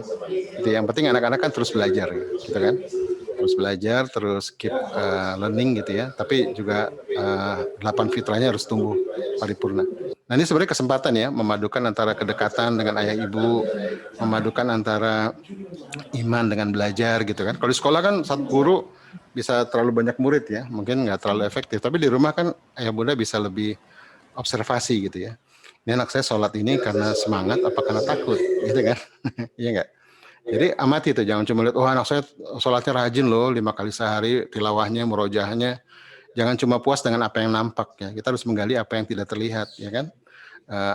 Girohnya, antusiasnya gitu ya. Ketika dia tilawah tersungging senyum nggak di bibirnya gitu ya. Berbinar nggak matanya. Coba amati itu. Jangan sampai yang penting checklistnya penuh gitu ya, hati-hati ya. Checklist itu tidak menggambarkan ruh, sepakat ya, tidak menggambarkan jiwa, tidak menggambarkan keimanan yang aslinya. Yang digambarkan itu dengan cara kita menggunakan basariyah, mata batin kita ya, untuk bisa melihat lebih dalam jiwa anak-anak kita. Oke ya, jadi itu saran saya. Jadi berkreasi saja dan banyak minta sama Allah agar diberikan banyak ide, ya kan? Karena Allah lah yang mendidik anak-anak kita tuh Allah, bukan kita sebenarnya.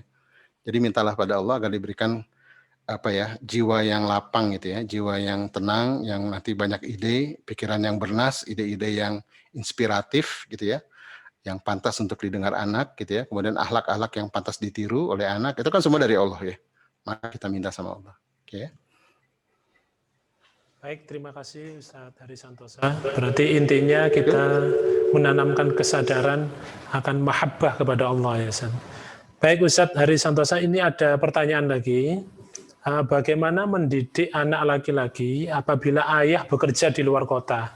Di rumah hanya ibu.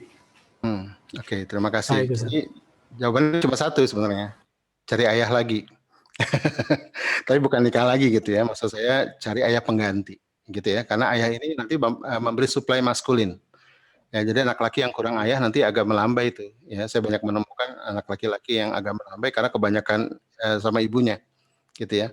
Memang nanti di usia 3 sampai 6 ayah ibu harus hadir ya. Itu masih ke ibu masih oke lah. Tapi mulai 7 sampai 10 anak laki harus banyak ke ayah. Gitu ya. Anak laki banyak ke ayah, anak perempuan juga sebenarnya butuh ayah tapi dia sebenarnya lebih dekat ke ibu dulu lah. Kalau perempuan 7 sampai 10 ya. Nah, anak-anak laki 7-10 yang kurang ayah nih biasanya nanti agak, bahkan bukan 7-10, 3 sampai 6 aja bisa pengaruh. Saya ketemu seorang ibu di Bandung ya, anaknya 7 tahun, senangnya boneka Barbie. Anak laki ini. Kalau pilih baju warnanya pink gitu ya, paling maco aja Tosca gitu. Si ibunya sampai nangis gitu. Gimana ya Ustaz gitu ya. Saya udah nebak tuh dalam hati saya nih pasti nggak ada ibu, nggak ada ayah nih. Saya bilang, "Ibu, ayah kemana?" gitu. Terus dia langsung kaget ya. Kok saya tahu? Ya, ayah pasti ini masalah ayah saya bilang. Iya, ayahnya lagi ambil S3 di Jepang. Ya, jadi waktu anaknya umur 2 tahun, ayahnya ke Jepang. Jadi udah 4 tahun, sekarang udah menjelang 7 gitu ya. Oh gitu. Di rumah sama siapa? Ada kakek nggak? Nggak ada. Paman nggak ada. Ya, sama siapa nenek? Sama siapa lagi? Sama bibi pengasuh. Sama siapa lagi? Sama adik saya perempuan 3 orang. Nah, pas. Anak laki yang kebanyakan perempuan, ya, itu jadi melambai dia. Di Manado saya juga ketemu seorang laki yang melambai juga ya, ternyata ayahnya ini cuek ya, jadi dia sama ayah benci, kebayang nggak? Jadi kalau di sekolah itu suka anak-anak dipanggil pakai nama ayahnya gitu ya, jadi ayahnya dipanggil lalu anak itu angkat tangan lalu bangga gitu. Anaknya ketika dipanggil ayahnya dia angkat tangan tapi marah-marah, nangis-nangis, ngamuk-ngamuk, nggak pengen dipanggil pakai nama ayahnya. Ya peristiwanya sederhana ya, anak ini pengen belajar sepeda, ayahnya nggak pernah punya waktu, sepakat nggak? Sederhana ya. Akhirnya dia punya kebencian dan anaknya kebenciannya muncul jadi aneh, akhirnya dia jadi melambai. Jadi dia kayaknya memposisikan diri sebagai lawan dari ayahnya, ya, yaitu ibunya. Maka dia jadi berubah jadi ibu-ibu, gitu ya. Itu kadang-kadang penyimpangan itu muncul dengan tak terduga gitu. Maka saran saya kalau misalnya LDR gitu ya dengan suami atau ayahnya jauh, maka yang pertama adalah cari ayah dari keluarga besar ya, paman, kakek gitu ya, harus ada tuh, nggak bisa enggak. Ya, yang kedua ayah dari komunitas ya, komunitas perguruan Islam, misalnya sama-sama nanti bikin father camp misalnya apa ya, atau camping bersama ayah, anak-anak kita titipin aja gitu ya dengan ayah-ayah komunitas gitu ya. Yang ketiga, ayah yang ada sekarang manfaatkan waktu-waktu yang sifatnya misalnya banyak-banyak video call gitu ya, nanti merancang kegiatan bersama ayah. Kalau pas liburan full tuh ya, jangan sampai nanti udah LDR pas liburan sama anak malah asik sama dirinya, kan ayah capek nih ditambang gitu ya, capek di kerjaan, nanti begitu di rumah dia asik dengan dirinya. Ya, jangan begitu ya, itu namanya egois gitu ya. Jadi kalau pas lagi nggak sama anak, coba rancang nanti kalau sama anak apa ya kegiatannya. 8 fitrah itu apa yang bisa ditumbuhkan ya. Saya mau naik gunung Rinjani sama anak nih misalnya begitu ya, atau naik gunung apa gitu. Nanti kita rencanakan tuh di fitrah iman apa, ya, di fitrah bakat apa, rencanakan. Nanti begitu libur, nah kita fokus. Nah, sepanjang belum liburan ya paling tidak bisa video call ya, lebih sering. Ya, tapi bukan video call-nya bukan interogasi loh. Gimana nak? PR udah belum? Rapot kamu gimana? Kamu masih nakal nggak? Bukan itu ya. Lebih kepada dialog gitu ya. Gimana perasaan kamu nak? Gitu ya. Kamu kangen nggak sama ayah? Ayah tuh kangen sama kamu. Jadi bangun kedekatan gitu ya. Nanti ya nak kalau kita libur coba kita rancang. Kira-kira, nah sekarang kamu pikirin dulu nih kalau kita mau ke ujung kulon atau mau backpacker ke Hagia Sophia, kira-kira rutenya apa nih nak gitu ya, kira-kira biayanya berapa, coba kamu hitung-hitung ya. Nah, jadi anak-anak dikasih challenge gitu ya agar terjadi kebersamaan, sepakat ya. Jadi dia akan dapat maskulinitas dari ayah tanpa ketemu misalnya, itu juga bisa dilakukan gitu ya, walaupun kalau ketemu lebih bagus gitu ya Bunda ya, mudah-mudahan bisa manfaat. Baik, terima kasih Ustadz Hari Santosa. Sekali lagi terima kasih Ustadz Hari Santosa atas jawabannya. Ayah bunda yang dirahmati oleh Allah, barangkali ada yang mau bertanya secara langsung.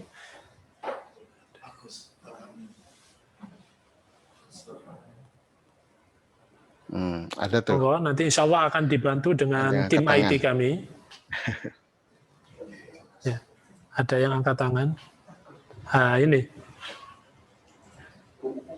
Monggo ayah di ini sudah ada ini. Dikenalkan terlebih dahulu, ayah dari Ananda siapa, kelas berapa?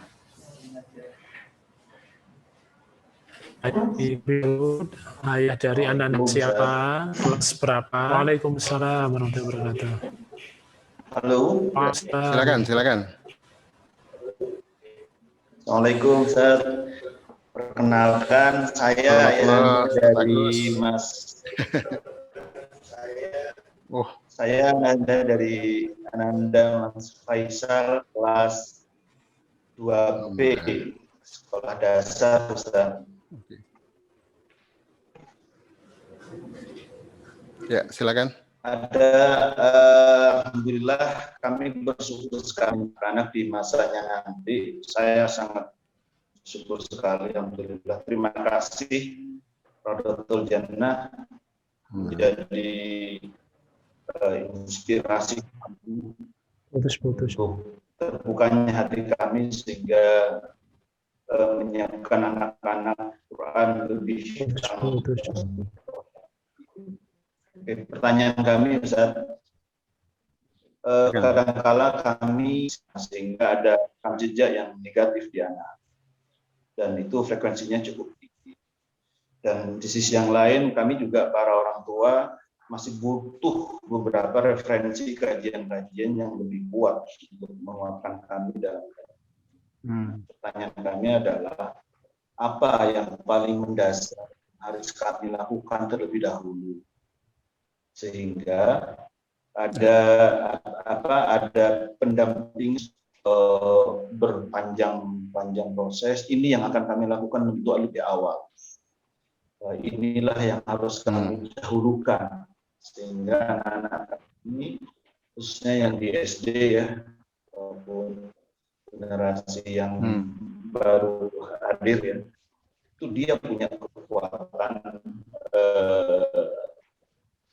yang kuat dan akhlak yang itu 2-3 bulan ini apa yang harus kami dahulukan sehingga basic dasarnya itu kena pada anak. Yang kedua Ustaz, kami berharap sekali ada tindak lanjut dari Rodotul Jannah ini. Karena apa? Karena menyiapkan anak-anak tidak berhenti di sini. Kami usul nih Ustaz kepada Jannah penulis yang kami ketahui, tapi kami memang para tua terkontrol secara menyiapkan mendampingi anak-anak ini menjadi anak-anak yang stabil. Kalau hanya di batas seminar, mungkin kami besok bisa lupa mungkin Ustaz ya, karena ini. Tapi kalau kami dilatih, didampingi para orang tua ini untuk menjadi anak-anak sangat bersyukur dan Islam kelihatannya harus seperti itu. Terima kasih Ustaz atas waktunya yang diberikan kepada kami. Ya. Assalamualaikum warahmatullahi wabarakatuh. Waalaikumsalam warahmatullahi wabarakatuh. Waalaikumsalam warahmatullahi wabarakatuh. Waalaikumsalam. Baik. Oke, langsung ya saya jawab. Monggo Ustaz, monggo. Suaranya agak. Silakan. Alhamdulillah. Jadi begini Pak Gus, pertanyaannya bagus banget ya. Nah, pertanyaan bagus banget. Ini suara saya agak lambat sampai ya. Sudah masuk ya suara saya. Jadi kalau tadi pendekatannya sebenarnya 2 hal ya. Pertama adalah pendekatan strategis ya. Yang kedua pendekatan teknis. Kalau strategis tentunya sifatnya dengan keimanan ya, tazkiyatun nafs gitu ya. Kalau di surat Luqman itu kan sebelum mendidik ada namanya syukur ya. Walaqad ataina Luqmanal hikmata anishkurlillah. Ya. Jadi Allah akan curahkan hikmah yang banyak itu ketika kita bersyukur. Jadi syukuri aja gitu ya, semua yang ada dalam diri anak-anak kita itu penting mindset ini agar kita tidak obses, tidak memaksa. Dan syukur ini bukan menerima apa yang ada, tapi menggali maksud Allah di balik semua gitu ya. Kan tiap anak unik ya. Itu satu. Yang kedua adalah pahami framework-nya Pak Agus. Gitu ya, framework tahapan pendidikan ya. Di belakang saya ada nanti kalau pengen filenya atau pengen ini nanti saya kirimkan. Jadi framework-nya ini penting kita pahami. Ya tadi misalnya anak bagus sekarang SD ya. SD ini adalah tahap untuk apa nih? Gitu ya. Kalau di framework fitrah base itu ini tahap untuk Bagaimana anak punya kesadaran untuk patuh pada Allah. Itu aja intinya itu. Ya, dan anak-anak ini adalah masa ngebolang gitu ya, karena kalau di Islam ini masa sinu tamyiz. Maka setiap aspek fitrah itu diarahkan ke sana. Sebenarnya fitrah bakat. Nah, fitrah bakat ini bagaimana ditemukan dengan ngebolang tadi. Punya bakat ya. Bakat itu sifat ya Pak Agus ya. Sifat misalnya suka ngomong, suka mimpin, suka ngatur gitu ya. Jadi kita pahami setiap aspek fitrah dan pahami karakteristik pada tahap ini. Gitu. Jadi kita nggak kaget juga ya, apalagi nanti usia 11 mulai ngelawan tuh. Nggak mau, karena banyak orang tua kaget ya, kok anak saya selama SD ini nurut-nurut aja, begitu kelas 5 mulai ngelawan, mulai ngebantah. Itu sebenarnya normal ya, normal anak kelas 5 itu mulai nggak mau diatur-atur tuh normal. Kenapa normal? Karena dia menjelang dewasa kan. Iya nggak? Karena nggak setiap orang, nggak semua, dan tidak semua orang dewasa suka diatur-atur.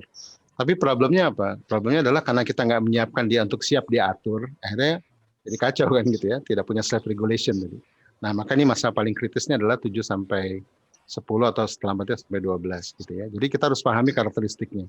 Dan untuk setiap fitrah kita harus paham juga apa yang harus kita lakukan misalnya. Kalau untuk fitrah iman tadi kan dengan tadabur ya, dengan sejarah gitu ya. Kalau fitrah bakat dengan banyak berkunjung ke para praktisi ya, para orang-orang yang punya, akhirnya terinspirasi. Karena bakat itu misalnya, bakat kan suka ya, suka ngomong, suka mimpin, suka ngatur, suka guyup, suka analisa, suka curiga, suka waspada gitu, suka merancang. Jadi suka-suka gitu ya. Nah, itu harus diberikan aktivitas ya, aktivitas apa yang relevan dengan sifatnya. Setiap anak punya sifat berbeda kan. Nah, terus yang ketiga fitrah seksualitas. Nah, tadi dekat sama ayah kan, bagaimana dia memahami langsung laki-laki itu gimana sih? Gitu ya. Itu dari ayahnya.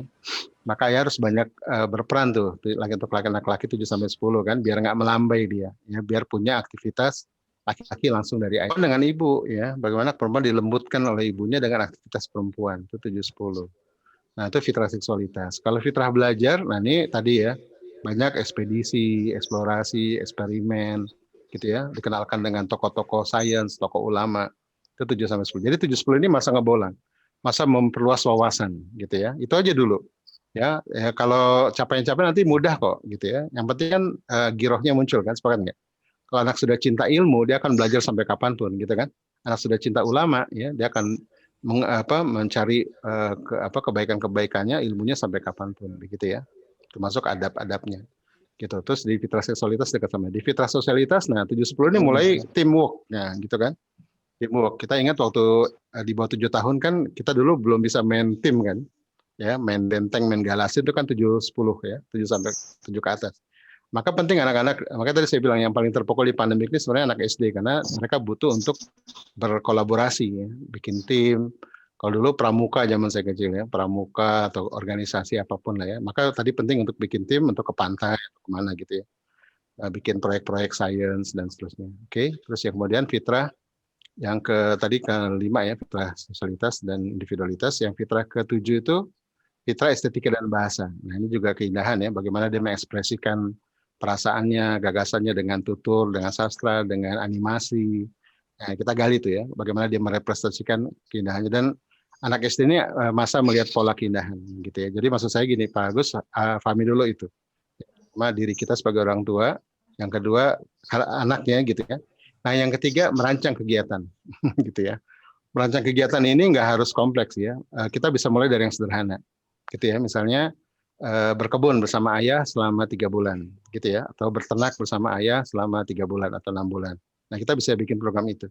Nah, ketika kita merancang, kita melakukan riset ya. Kira-kira kalau berkebun ini fitrah iman gimana ya kegiatan untuk menumbuhkan fitrah iman ketika berkebun gitu ya. Kita bisa riset, bisa belajar kok. Yang kedua fitrah belajar. Kira-kira apa yang bisa digali dari berkebun gitu ya. Gitu kan? Kira-kira apa yang bisa dieksplorasi dari berkebun gitu, misalnya tentang benih ya, tentang klasifikasi tanaman gitu ya, tentang bagaimana metode perkebunan di zaman kolonial dan di zaman sekarang dan seterusnya gitu ya. Itu bisa di fitrah belajar. Di fitrah bakat, nah kita bisa coba diskusi dengan anak, kira-kira aktivitas apa yang dia suka dari berkebun. Kita bisa coba cari di YouTube atau di mana gitu ya. Kira-kira perkebunan apa yang anak-anak sukai ya, gitu ya. Perkebunan jenis apa gitu ya dan seterusnya. Gitu. Ini contoh ya. Dan dari aktivitas berkebun itu kan ada banyak aktivitas tuh. Kira-kira aktivitas apa yang disukai anak? Ya, ketika menanamnya, ketika riset benihnya, apa ketika panennya, apa ketika packagingnya, gitu, apa ketika apanya gitu ya. Nanti menentukan bakat dia gitu. Oke, yang berikutnya dari berkebun ini kira-kira kedekatan sama ayah itu dibangun nggak? Oh jelas ya. Kalau berkebun sama ayah, pasti kedekatan terbangun kan. Setiap hari cangkul, setiap hari merawat tanaman misalnya. Nah, jadi tolong dianalisa dari berkebun ini kira-kira fitrah-fitrah apa, kegiatan apa yang bisa dikembangkan dari berkebun, gitu ya. Nanti kan ini lama nih 3 bulan. Kalau SD itu biasanya proyeknya agak panjang, bisa sebulan, bisa 3 bulan.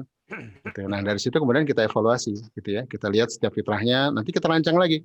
Kemarin berkebun udah nih, besok apa nih? Oh besok karena pandemik sudah berakhir, backpacker ke Turki bersama ayah, misalnya gitu ya. Ya nggak apa-apa gitu ya. Anak saya juga dulu gitu. Anak saya itu kelas 3, kelas 4 SD sudah ekspedisi ke ujung kulon waktu itu ya. Nah, kelas 3 itu sudah ke Bosya di Bandung gitu ya. Itu sama orang tua. Ya bareng-bareng gitu. Nah, makanya anak saya itu umur 15 sudah bisa berangkat ke Perancis sendiri gitu dengan biaya sendiri gitu kan. Karena memang kita bikin kurikulum sendiri gitu ya. Nggak tergantung sekolah. Kalau tergantung sekolah yang ngikutin agenda pemerintah gitu. Nah, maka dulu saya bilang sama anak saya yang laki-laki, kamu nanti 15 sudah dewasa, nak. Ya, ayah sudah tidak lagi bertanggung jawab sama dosa-dosa kamu gitu ya. Kamu sudah harus mandiri.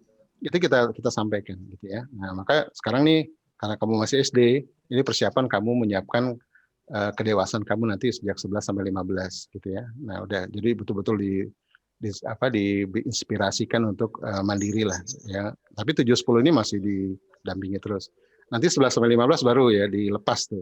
Ya, dilepas, dikasih investasi, bukakan rekening, dimagangkan ke perkebunan dan seterusnya gitu ya. Sehingga nanti 15 16 dia bisa mandiri lah gitu ya. Nah, itu begitu karena saya buat program. Jadi begitu Pak Agus ya. Jadi nggak usah khawatir. Memang awal-awal kagok ya, tapi kalau sudah mulai lancar asik gitu loh. Nanti pengen punya banyak anak deh, gitu. Karena punya anak tuh seru gitu ya. Dan kita tuh berasa didik tuh berasa keringetnya gitu loh. Sepakat nggak? Kalau cuma tahunya nitipin anak, nanti semesteran ngambil rapot, tuh nggak terasa ini ya ruhnya gitu ya.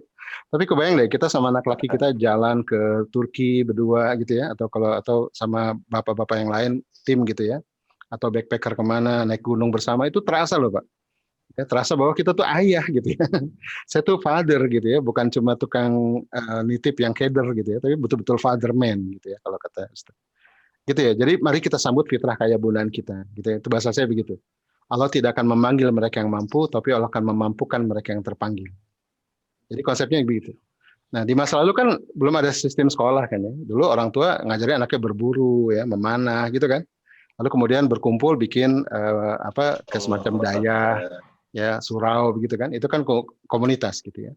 Nah, ketika Belanda datang baru sistem sekolahan negeri yang harus mengharuskan anak-anak kita dikirim ke sekolah yang sekarang berlanjut sampai hari ini, akhirnya fitrah kaya bulan kita tergerus kan.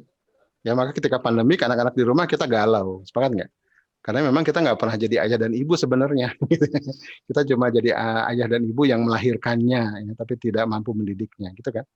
Ya nggak bertanggung jawab sih intinya. Gitu. Jadi dengan kembali ke fitrah itu sebenarnya jadi seru ya, menikah itu jadi asik gitu ya. Ya bapak-bapak ini kan biasanya kalau nggak asik nanti pengen kawin lagi gitu. Maaf ya. Biasanya begitu karena galau kan. Sebenarnya itu kan fitrahnya menjerit ya. Anda tuh ayah gitu ya. Anda tuh ayah harus berperan gitu. Kalau Anda nggak berperan Anda galau loh gitu kan. Jadi fitrah itu kalau nggak dikasih haknya dia menjerit. Gitu. Jadi saran saya itu bagus ya. Jadi pertama tazkiyatun nafs ya, mendekat kepada Allah agar diberikan qaulan sadida. Yang kedua fahami ilmunya gitu ya. Yang ketiga just do it gitu ya. Lakukan saja. Gitu ya. Nanti makin lama makin expert kok, makin pakar kok gitu ya. Saya juga dulu gitu ya. Ya alhamdulillah tapi anak-anak saya mulai 15 mandiri semua. Yang pertama sudah keluar negeri gitu ya. Sekarang udah selesai kuliah, yang kedua, yang ketiga juga gitu. Jadi ya, kalau kita sambut panggilan kita jadi ayah bunda, karena kita jadi kok. Tapi bukan ngegas ya. Kita tetap pada schedule-nya, pada kurikulum Allah gitu. Ya tetap pada schedule-nya sehingga nanti ibarat nanam pohon ya. Ya kalau semua pada tahapannya kan buahnya bagus ya. Tapi kalau kita tergesa nanti malah busuk akarnya kan. Pengen buru-buru berbuah, disiram banyak-banyak, busuk akarnya gitu ya. Maka lakukan sesuai dengan tahapannya gitu ya. Semua ada saatnya ya, semakan indah pada waktunya gitu. Maka sambutlah peran kita sebagai petani gitu. Bukan sebagai tukang mebel ya, sebagai petani. Gitu ya Pak Agus ya, mudah-mudahan paham. Emang ini perlu, tadi saya sepakat ya. Kalau mau workshop boleh aja, saya biasa bikin workshop gitu ya, pendampingan biasanya bisa 6 sampai 10 pertemuan. Tapi kalau sudah jalan, udah mulai nanti jalan sendiri ya, tinggal nanti konsultasi aja. Ya, kalau nanti kapan-kapan mau bikin workshopnya, boleh kumpulin aja para ayah bunda yang pengen bikin workshop gitu ya. Kita bikin workshop 3-4 hari gitu ya, online gitu. Nanti bisa setelah itu mulai jalan sendiri gitu. Oke, mudah-mudahan. Terima kasih, usulannya bagus nih. Gitu ya. Syukran. Terima kasih Ustaz. Cukup nih? Terima kasih Ustaz Hari Ya, Santosa. sama-sama, bagus. Ada pesan terakhir tadi ya Ya, untuk itu semua mulai jalan ayah sendiri. dan bunda, lakukan tazkiyatun nafas, lakukan tazkiyatun penyucian jiwa agar kita memiliki kaulan sadida jiwa, agar kita kemudian pahami ilmunya, pahami just do it setelah itu. Ya. Terima kasih Ustaz Dari Santosa. Ini pertanyaan terakhir Ustaz. Pertanyaan terakhir ini dari just do it setelah dari wali murid SMP atau SMA ini. Ini terima kasih Ustaz Dari Santosa. Bagaimana jika salah satu fitrah yang ada tadi, ada 8 tadi, itu tidak optimal. Karena anaknya sudah berusia mungkin 15 tahun, 17 tahun, terus apa yang optimal lakukan sebagai orang tua Ustaz? Ya, terima kasih. Ini pertanyaan sering ditanyakan ke saya, frequently asked question sebenarnya. Jadi kalau udah kelewat gimana gitu ya. Nah, kalau udah kelewat kita harus pastikan ya fitrah mana yang kelewat gitu kan, dan penyebabnya di mana. Gitu. Misalnya 15 tahun nih sholatnya masih disuruh-suruh, itu kan, itu berarti masalah di fitrah iman kan. Nah, tapi kita harus gali dulu, jadi jangan langsung meloncat ke how-nya. Bagaimana mengatasi anak yang sholatnya bolong-bolong gitu ya. Jangan langsung ke how, tapi why. Mengapa dia begitu. Nah, caranya gimana? Kita interview. Ya, kalau udah 15 tuh bisa diinterview kan. Tanyakan, ya, tapi bukan interogasi loh ya, interview. Turunkan ego serendahnya, interview, ya, bukan interogasi. Kenapa sih nak, gitu ya, bunda, ayah lihat nih atau bunda lihat kamu kok sholatnya bolong-bolong gitu, kenapa? Apa sih yang bikin kamu gelisah? Apa sih yang buat kamu frustasi? Gitu, tanyakan, gitu ya. Nanti bisa jadi dia nggak langsung ngomong, bisa jadi dia cemberut atau dia ngambek atau apa gitu ya. Tapi coba bangun kedekatan dulu gitu ya. Atau ajak jalan dulu kemana yang seru-seru ya. Setelah itu tanya atau saat cari momen yang pas. Nanti kalau dia ngomong ada yang menyakitkan, jangan kesinggung gitu ya. Habis aku tuh malah sholat karena dulu bunda tuh nyuruh-nyuruh. Kalau nyuruh sholat tuh mulutnya rambeng, gitu, mulutnya merepet gitu ya. Terus kita langsung emosi gitu. Oh jadi kamu dendam sama bunda? Begitu ya cara kamu? Nah, tuh bubar tuh. Bubar sesi interviewnya gitu ya, dengerin aja, oh ya astagfirullah gitu, maafin bunda, maafin ayah, astagfirullah gitu ya, tulis aja karena ini berarti ada fitrah yang tertinggal kan ya, atau kita bisa bilang ada hutang pengasuhan, sepakat nggak? Nah kalau orang bayar hutang itu jangan belagu gitu ya, mesti sopan kan kita mau bayar hutang gitu ya, ini kan hutang pengasuhan, mungkin dulu kita obsesi, mungkin dulu kita sibuk kerja cari duit gitu ya, mungkin dulu apa gitu kan. Nah sekarang kita mau bayar hutang nih, nah orang bayar hutang kan jangan belagu kan ya, orang harus turunkan ego, ya, sepakat ya. Terus kemudian banyak mendengar, gunakan telinga lebih banyak. Terus bertanya mengapa gitu ya, banyak gunakan kata mengapa lebih banyak. Tapi bukan mengapa neror ya, mengapa begitu, bukan itu ya. Mengapa maksudnya menggali lebih dalam. Ya, terus tanyakan. Terus tanyakan apa yang membuat dia frustasi, apa yang harapan dia. Misalnya gini, saya tuh sebenarnya pengen soleh bun, saya pengen rajin sholat, tapi saya tuh nggak punya guru ngaji, saya tuh pengen, misalnya begitu ya. Tanyakan harapan-harapannya. Terus kita catat semua. Ya, nanti ayah juga begitu, catat semua. Setelah itu kita coba definisikan. Oh ternyata Ananda tuh melakukan ini atau begini karena ini penyebabnya, karena ini akar kebutuhannya gitu ya. Karena ini obstacle-nya, catat gitu. Terus kemudian diskusikan kira-kira idenya apa ya, gitu ya. Oh idenya magang di rumah Agim misalnya gitu ya, ikut pesantren kilat di Darut Tauhid misalnya, ikut misalnya, saya bukan promo loh ya, contoh lah, atau coba backpacker ke Turki ya bersama orang-orang soleh misalnya, begitu bisa jadi kan dengan lingkungan soleh itu jadi soleh. Ini khusus untuk kasus fitrah iman ya. Gitu. Bisa juga begini, misalnya dia malas sholat ternyata bukan di fitrah iman, di situ dia sebenarnya cukup ya. Kenapa dia malas? Misalnya karena dia nggak berkembang bakatnya, bisa juga. Jadi yang muncul adalah kelemahan di fitrah iman, tapi sebenarnya penyebabnya ada di fitrah lain. Gitu bisa jadi ya, misalnya bakatnya nggak ada berkembang, dia merasa saya tuh hidup percuma ya, saya nggak punya aktivitas produktif ya, gitu ya. Saya tuh frustasi deh, gitu ya. Nah itu karena itu kemudian dia jadi malas sholat, bisa jadi kan. Nah maka itu perlunya kita interview, kemudian menggali.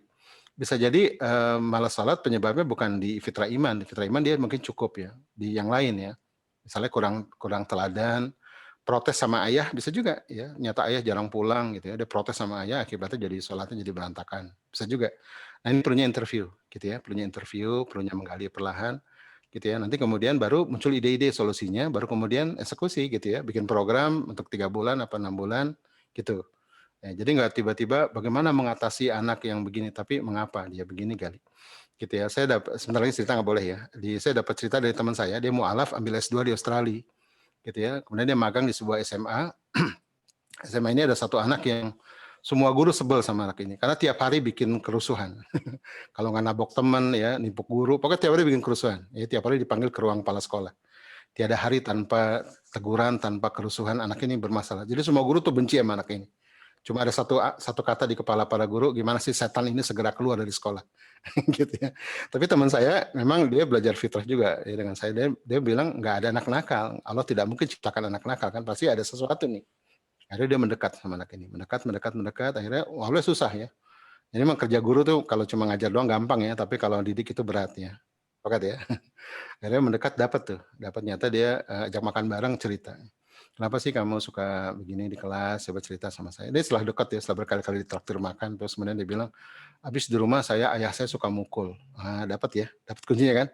Oh, pantas kan? Karena kita menggali, jadi kita tahu nih kenapa dia suka bikin rusuh. Karena dia sebenarnya protes sama ayahnya karena suka mukul di rumah. Oke, gali lagi, nyata ketemu lagi. Sebenarnya harapan kamu apa sih? Saya sebenarnya pengen jadi pilot, Pak. Tapi orang tuh nggak ada yang peduli sama saya.